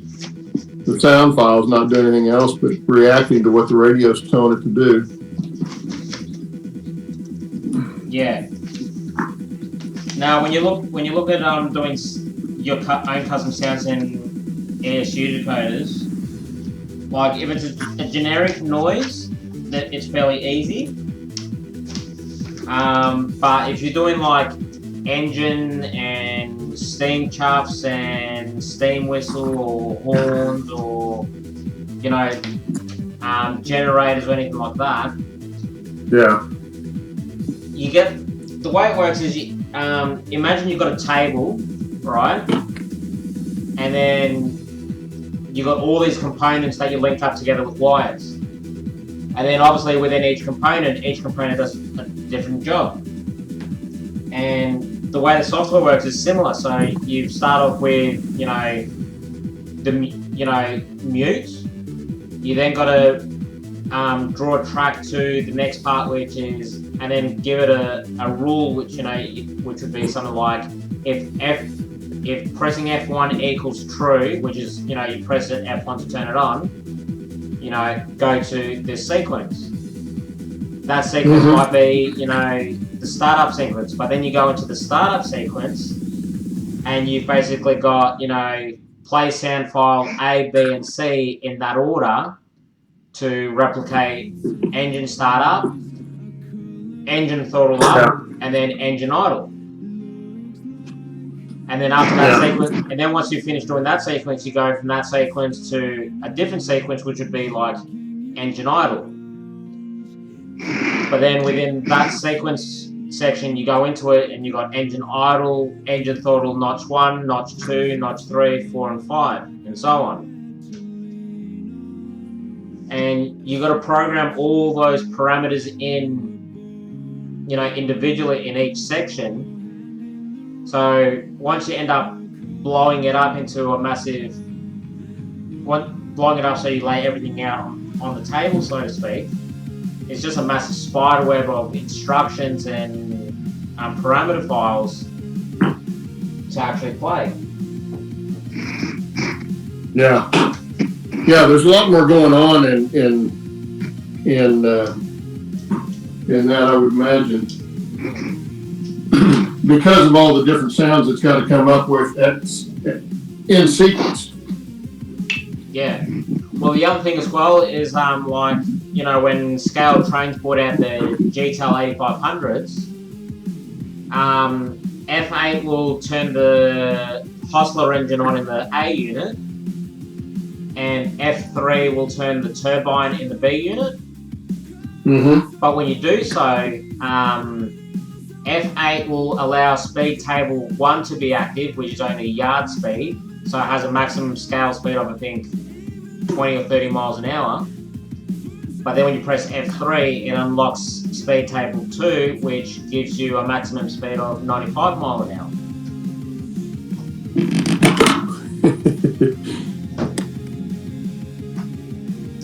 So that has its own, its own complications. Yeah. And then I know in the HO version, running ASU, they've got optical sensors underneath the wheel bogies, and they programmed it so every time it runs over a point frog, it'll simulate wheel squeal. Oh, that's cool. Yeah. So, yeah, that company, that decoder company, was TCS or TS. No, Scale Trains went with TSC. I think that was the name. TSC decoders in their locomotives, and I put an AR1 from Digitrax, actually 2 of them on the layout, and every time it crosses the isolated joint, which I've got both rails isolated on both of them, every time it crosses, it stalls that engine. But if I've got a Digitrax decoder in the Kato engine, we're going to get around that. Have you notified them? Yeah, I called them and they had told me to go in. I'll have to look out. Got it in my notes somewhere. And I'll end up having to go to Digitrax decoder in them. Well, because I've got 2 AR1s on this layout, and mine run fine over. But now mine are HO. My return loops are both HO standard gauge, and they run over them just fine. But now another thing I did, there was a guy from Australia that I watched his video on having troubles with AR1s, and he's a little hard to understand, kind of like Shannon. But he does a really good job of explaining what the AR1 does to switch the power, or what it's looking for to switch the power. And he was having trouble on his, but what he was doing was he had a turnout in between where the power was coming from on the rail and the reversing loop, right? So what he did was, and I followed his instruction, and did that. I put 2 separate blocks. Let me kind of show you here. Let's see. I don't know if you'll be able to see this. Kind of dark here. But right here, out in it. Right and then here is one of my joints. But this isn't the reversing loop. The reversing loop's a little bit further back, about a foot back. I've got a section about a foot long with double gaps on it. This is wired up just like all of this down here. Mm-hmm. Okay, so it's the same power, but it's not having to go through this turnout. And it picks it up a lot quicker. And you might try something like that, might help. And I did it on both sides of the loop. On mine's a loop. Now I'm going to have one, up here, but it's going to be this whole leg that goes off this direction will be the reversing loop, and it'll come back. I'll only run it back about 3 or 4 feet, and that'll be the reversing section for that. So I plan on putting those sections in, one here and one here, and then put like the double gaps here and the double gaps here, and wire this up just like this, but it won't have to go through these turnouts. And it seemed to work a lot better that way. At least that's what he did to solve his problem. And I just went ahead and made them that way while I was building the track, and it was not hard to do. You just got a couple of extra feeders that you're going to have to drop on each side. But I haven't had a bit of problem with mine. Well, mine, I've got, let's see if I can do this without making everybody too sick or anything. So, I've got this, I'm trouble seeing my feed there. I've got this this outer loop here, and it comes around, it'll come down and it goes down to the bridge down here. And right past that bridge, it goes up underneath the main line. And I've got my double insulated joints down there. And then I've got this turnout here. And then insulated joints are right in here somewhere. Got them painted so they're harder to see now. I think they're like right here. So it does go through the turnout, but I may wind up trying to pull those insulated feeders back past the turnout, and then that'll make that one loop. But the one I've got on the other side of the room, over where the girl's at, it's literally just a full loop. And yeah, that's what I've got. I've got it insulated on both sides, no turnouts in between it. But both of them, when those engines cross that joint, one joint will be fine on, but when it does it and turns the power off, that's when it flips it and the engine stalls for just a split second, long enough to stop the train. And I'm trying to keep that from happening. You've tried adjusting the AR1 too, haven't you? A little bit, but I've not had them too terribly long. And I've been doing more work on the layout than I have been actually running the layout.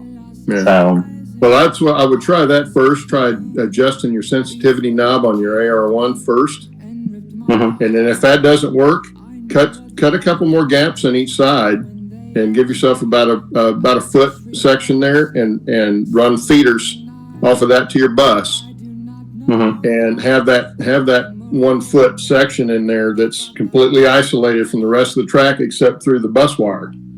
And what he was talking about was what the electricity has to do going through all of that to trip it properly, because he was having the same kind of problem, and his was on an HO scale. So I went ahead and did it like he fixed his, and I haven't had a bit of problem with mine. Yeah, that makes sense, because because I know most rails in the model that they use is nickel. What is it? Nickel silver. Yeah, nickel silver. Which is a good conductor, but because it oxidizes so easily externally, it might still have a voltage, but it won't have enough amperage. Mm-hmm. Well, he was also talking about if you've got motors tied to your turnouts and you've got live frogs and stuff like that, he said that has a tendency to draw off of that too. And it has to go through all of that, and it just doesn't switch them quick enough. And if I remember right, his was like shutting down that whole power section that he had. So he had to figure out some way to fix it, otherwise he couldn't run anything on that section. It wasn't just stalling, it was shutting it down, if I remember right, the video right. And I wish I could think of the name. I put a link in one of my videos. I don't remember which video it is, but in the description of one of my videos, I put a link to his YouTube, that particular channel problem that he had on his channel. So I have to go and check that out. Yeah, but he explains it really well. Like you say, you got to kind of listen pretty close because he's Australian, but he does a really good job of explaining how to fix it and why it was doing that.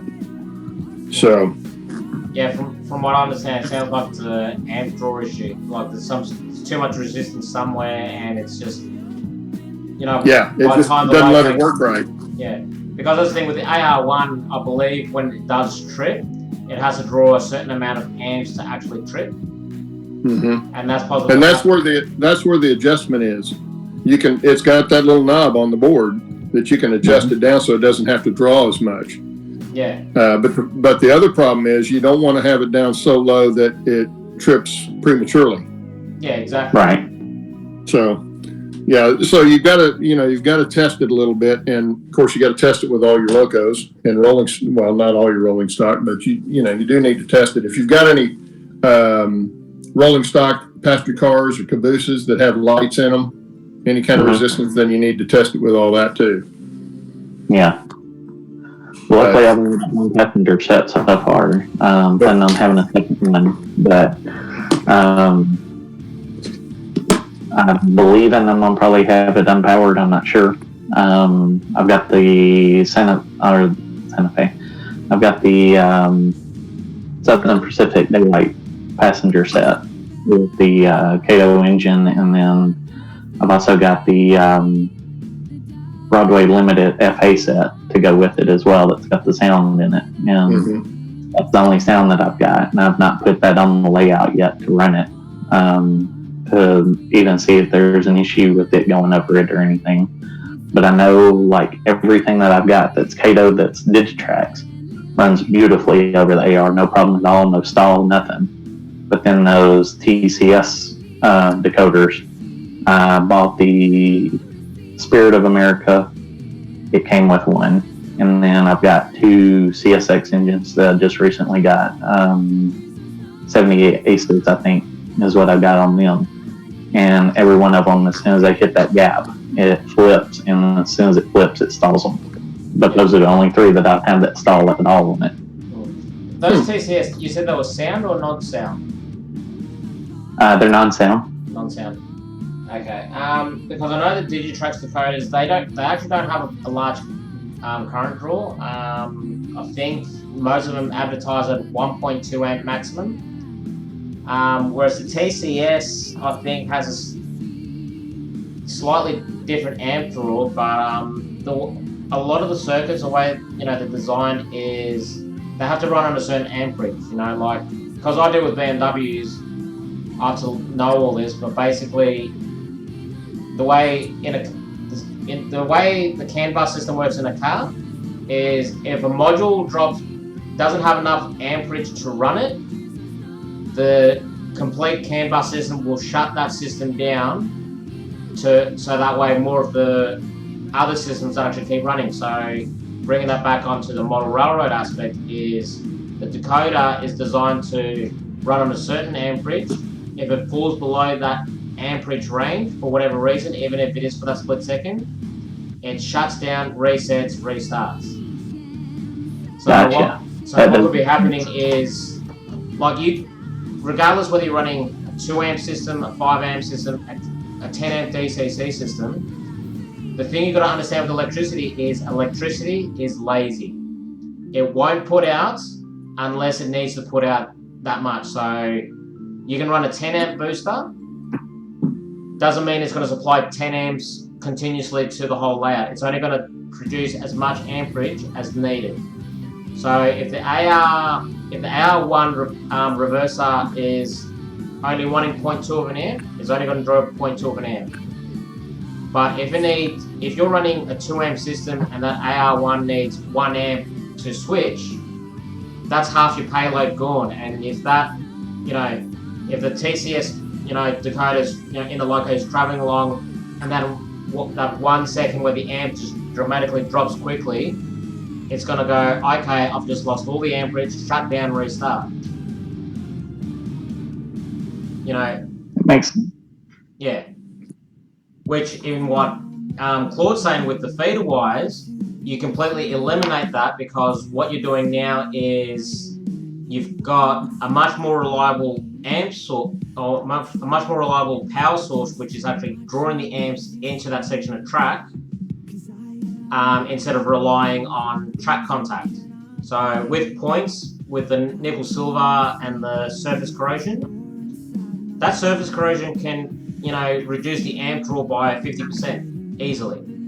So there'll still be 12 volts, 16 volts going through it, but on one side you might have 2 amps, the other side you're only going to have 1 amp. Right. And as I said, electricity is very lazy. And electricity will always find the easiest route to follow, the shortest route to follow, and it won't put out unless it needs to put out that much until it hits its limit. Yeah. Luckily, I can move the feeders, or not the feeders, but the isolated joints. I can move them pretty easy. At least in the one section, I believe. Should be able to. If not, I've got a Dremel, so I can just cut the track and replace it if need be.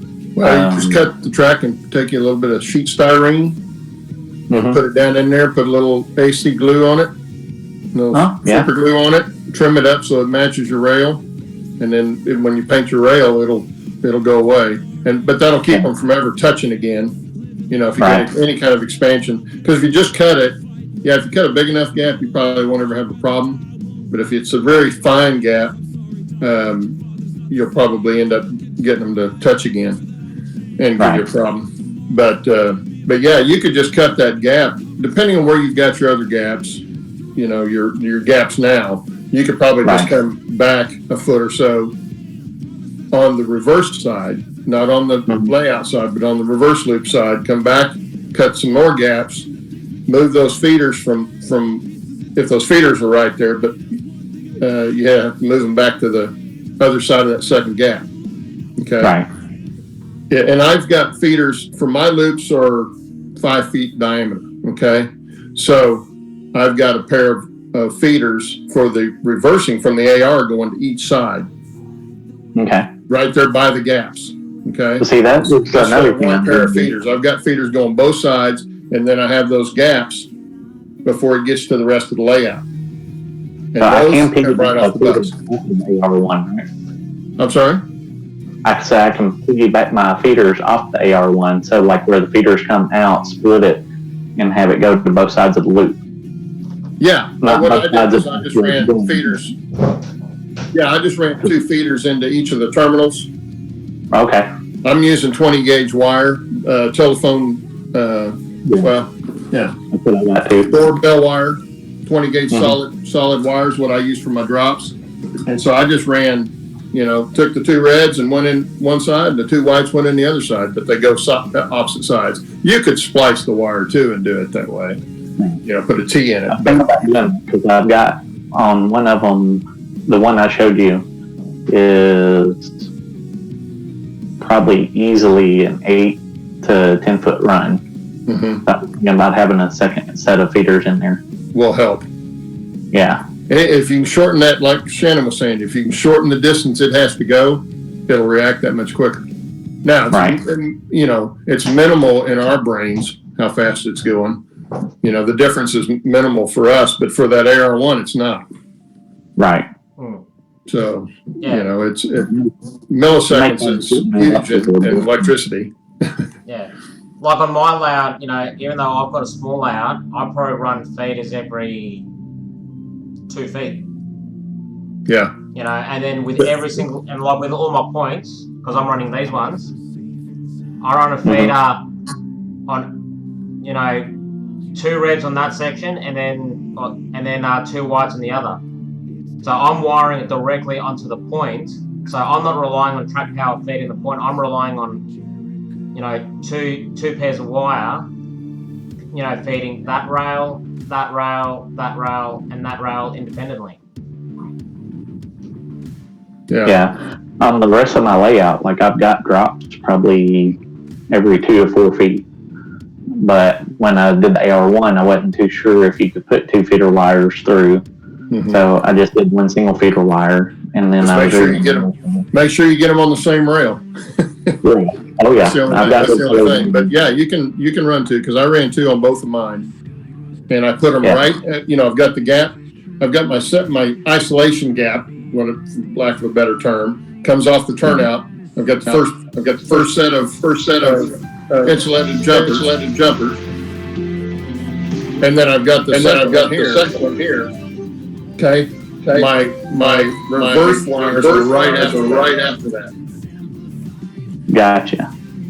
And it works a lot. It works great. I haven't had, like I say, a bit of problem from day one. It's worked. I haven't even had to adjust them. Wow. So, you know, I didn't even have to adjust the R1s, and it works good. Yeah, that's the other thing as well. A lot of people don't understand is the longer your copper wire is, there's actually resistance in it. Yeah. So. Well, same thing with your rails. Yeah. Rails have the resistance too. So. Yeah, anything electric's running through has got resistance pretty much. Yeah, the longer it is, the higher the resistance. That's why, you know, you think about, you know, the power lines outside your house, how I don't know how far apart, you know, in the States they are, but, you know, you've got the small power stations that just, you know, amps up the power again. You know, power goes in, amps it up, puts it back out again. And that's why they run them every suburb, because without it, you know, from the power station to the end of the power line, you could lose the complete voltage completely. You know, like you might be putting out 20,000 at the power station, but you run that 200 mile, at the other end is only going to be 5 volts. Yep. But yeah, try that, and when I go eat lunch here in a little bit, I'll look find that link for that video, and I'll try and put it on this one, on the chat if you still got it up. If not, it'll be in one of my I'll tell you what, videos. I just don't remember which one. Go to if you find it, go to my latest video, update 12, I think it is. I can put it in there. Yeah, that'll be fine. Yeah, but it is very helpful, and you know, that was about the time that Roy down in Panama was having trouble putting that reversing in his. Now his problem was not the AR1. His problem was he was doing it wrong, because he was only insulating one rail. Well, that's that's wrong. I was thinking he just did one side. He just did one side, and then he did something else that was basically wrong. And I tried to kind of explain that to him in the comments on that because when I first saw it, I thought, well, that's not right. I knew it was supposed to be double gapped. You know, even when you have a DC layout, you got to double gap it. So got to be a complete isolation. Yeah, and so he wasn't doing that, and that was the first thing I commented on. But he just decided to reroute his. You know, he put that crossover in or something, took it out or whatever he did to fix it where he didn't have to have the reversing loop. Yeah. But that's when I went and looked, you know, for some more information on them before I put them in mine. I had bought them, but I hadn't put them in yet. And so when I got ready to put them in, that's when I started looking on YouTube for some videos on how other people have been hooking them up. And I found his, and it made all kinds of sense to me. And I thought, well, shoot, I'll just try it that way. I did, and it's been great. So yeah, I'll find that link and get it on your side for you. Okay, cool. Thank you. That'll probably take care of your problem, my guess is. I'm hoping. Well, anyway, I'm gonna jump off and go eat. If you're still here when I get back, I'll come back on. Yeah, well, I'm still. Yeah, I was just getting into this chat just then. But now I've got to go get a room. That work? Yeah. Well, I just had a phone call come in that I need to take, so I'm gonna go and grab it real quick. All right. Well, I guess I figured I'll I'd sit be down out for a here. little bit and talk to the people in chat then. All right, that'll work. I'll see you in a little bit. All right, see you in a bit. See you later, Gary. See ya. That's weird.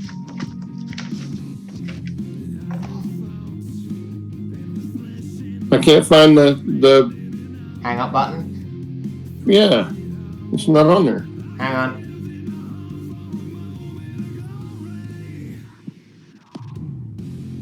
Still not on there. What? Yeah, it was earlier. Oh, no. And it was the other day when we were on here, but it's not now for some reason. Hang on. I can remove you, which will hang up anyway, so give us 2 seconds. Yeah, Cool. There we go.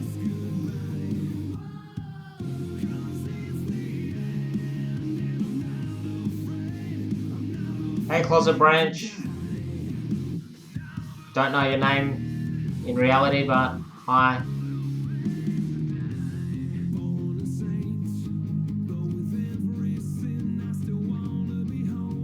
Ally, what do you mean wake up? I don't wake.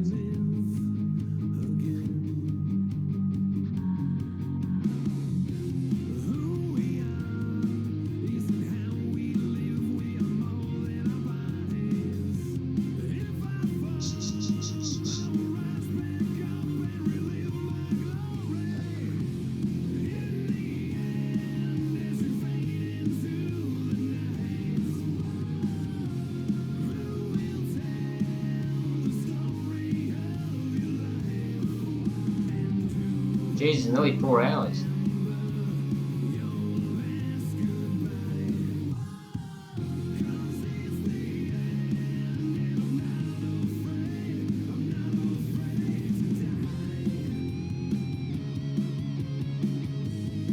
Was that when I was just staring at the screen listening?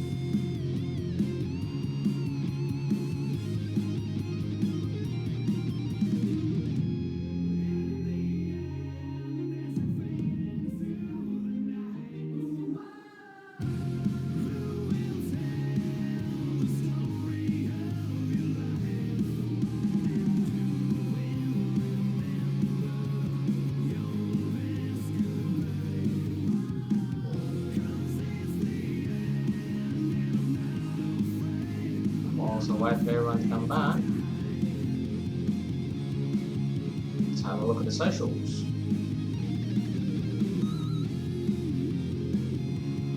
Do a bug close.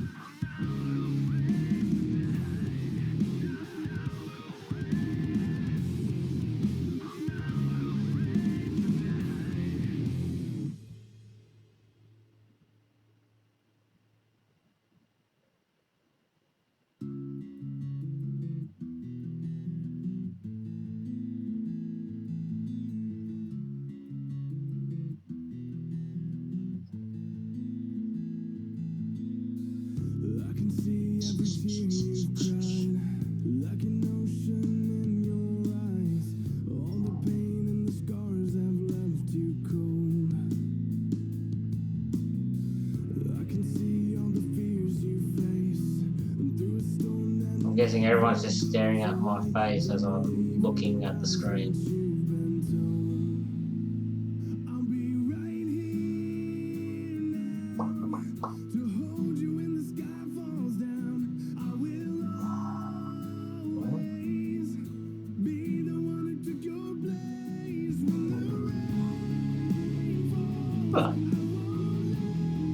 It's not eating an apple.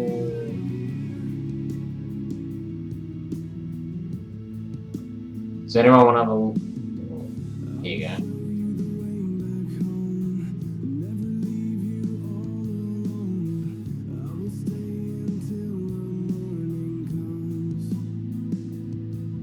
Oh, look at that, guys. 1/700 size truck. Let's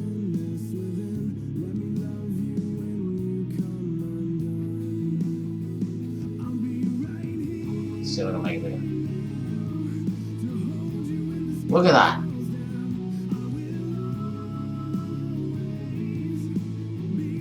Look at that. Tiny. Uh-oh, what have I done? There you go.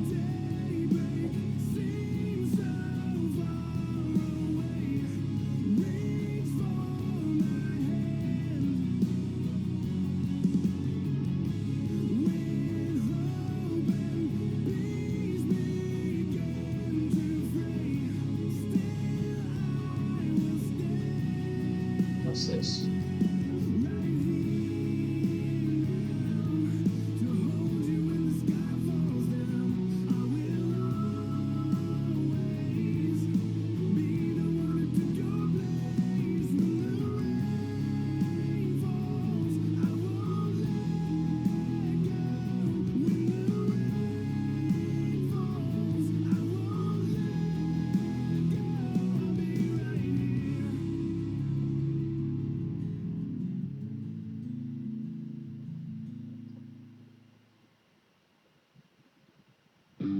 Aussie muscle.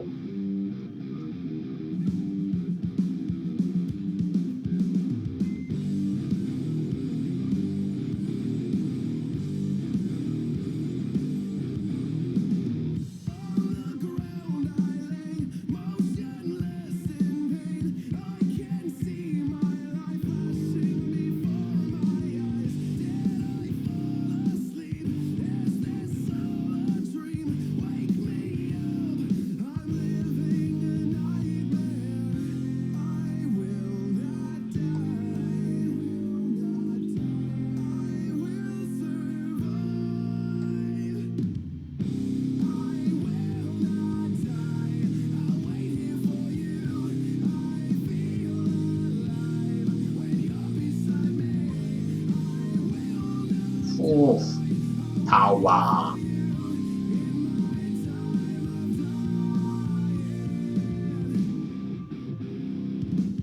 Anyone want a hearse when you die on the railroad?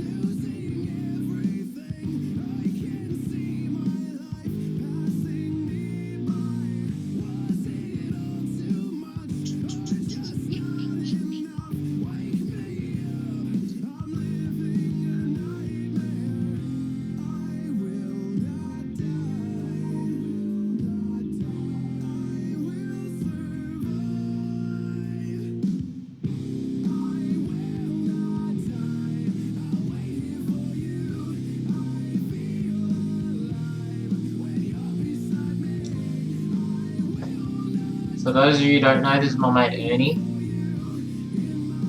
He has an impressive collection of locomotives, most of which, believe it or not, he has built from kit bashing, so to speak. This is his current project.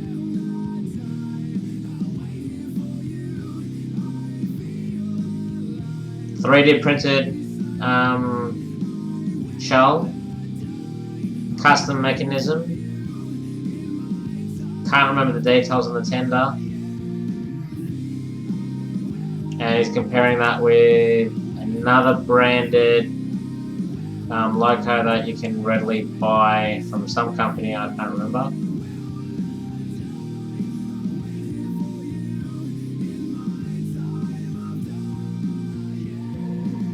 Let's see if I can find more of his posts.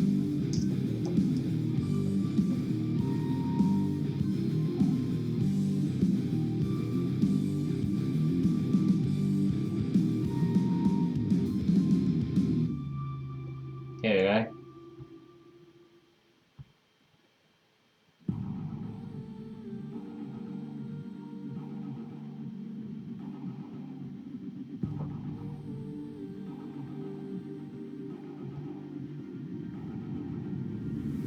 What else does he have? I know he's got heaps and heaps of photos and videos.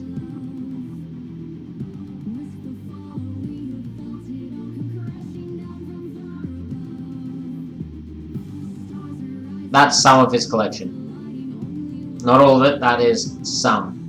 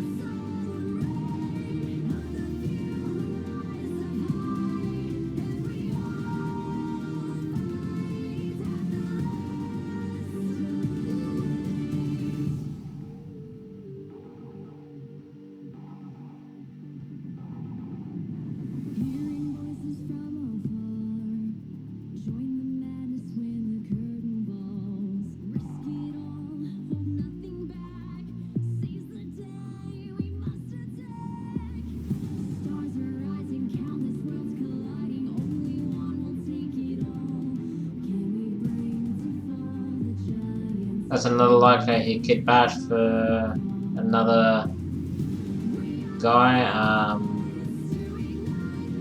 Or is that his one? That's either the one he kit bashed for someone, or that's the one he made for himself.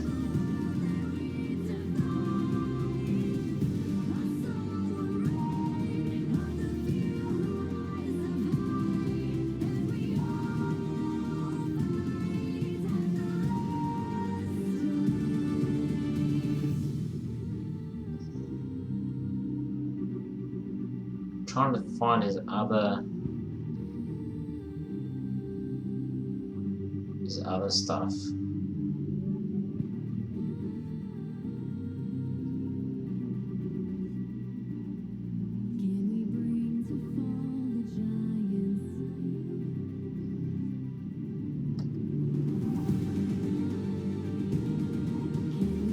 There you go.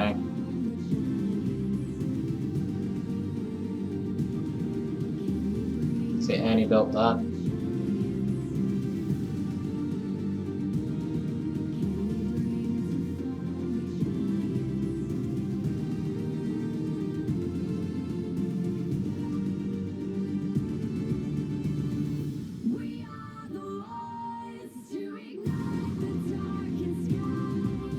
I'll watch that later.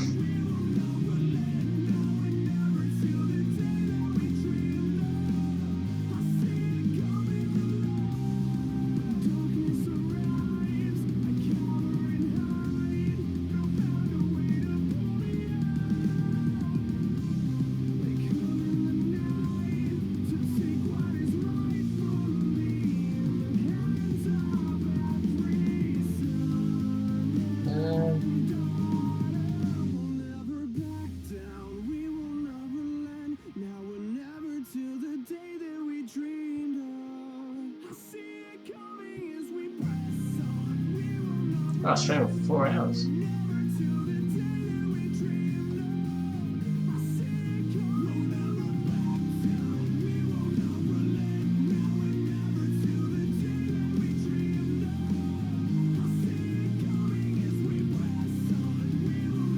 Anyone else on chat?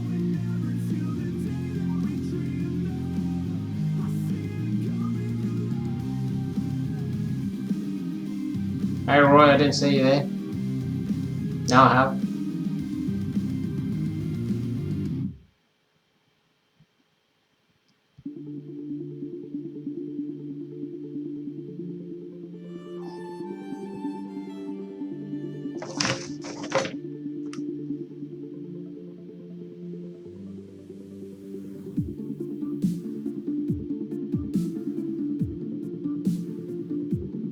Six people watching.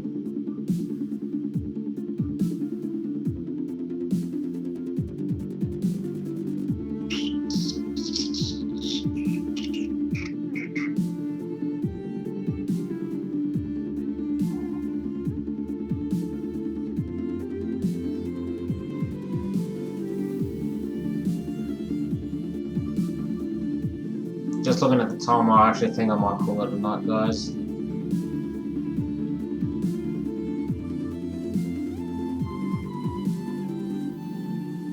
It's getting pretty late for me.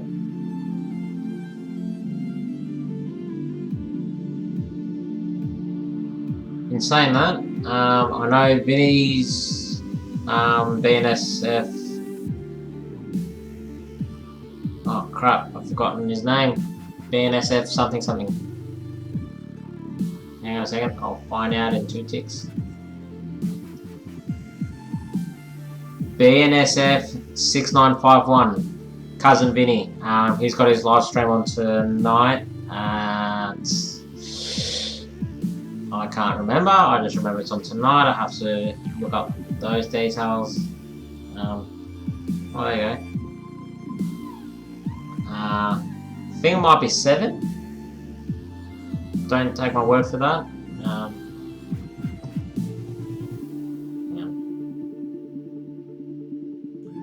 All right, guys.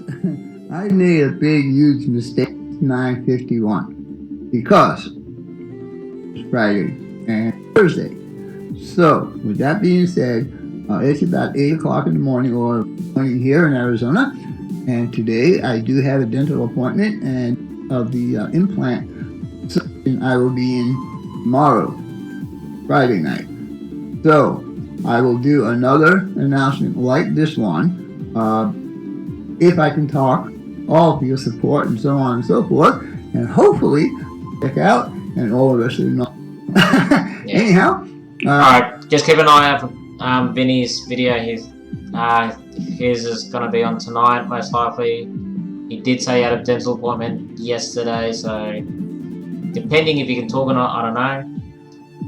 And tomorrow morning, 10 AM Eastern is our regular show, Back on Track Live with the team. So yeah, make sure you catch us there. Otherwise, don't forget to subscribe, like, comment. And I guess we'll catch you guys then. Otherwise, apart from that, thanks for everyone who has been in chit-chatting. I know I haven't been on there chatting, but I'm guessing you're listening to the bullcrap I was saying.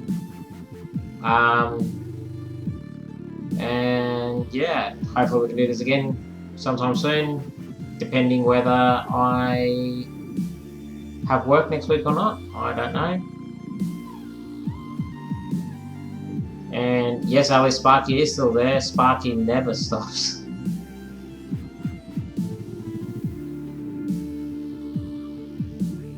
Will do, Gary. I'm gonna go to bed.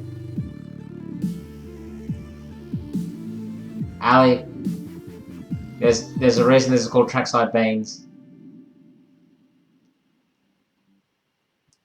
Hey Claude, well I'm about to head off, so I guess I'll see you tomorrow morning. So same time. yeah, 10 a.m. Eastern, Saturday morning, back on track. Otherwise, as I said, Cousin Vinny's on tonight, VNS6951. So catch his show tonight as well. Anyway, guys, take care. Good night, good morning, good afternoon. See you all then.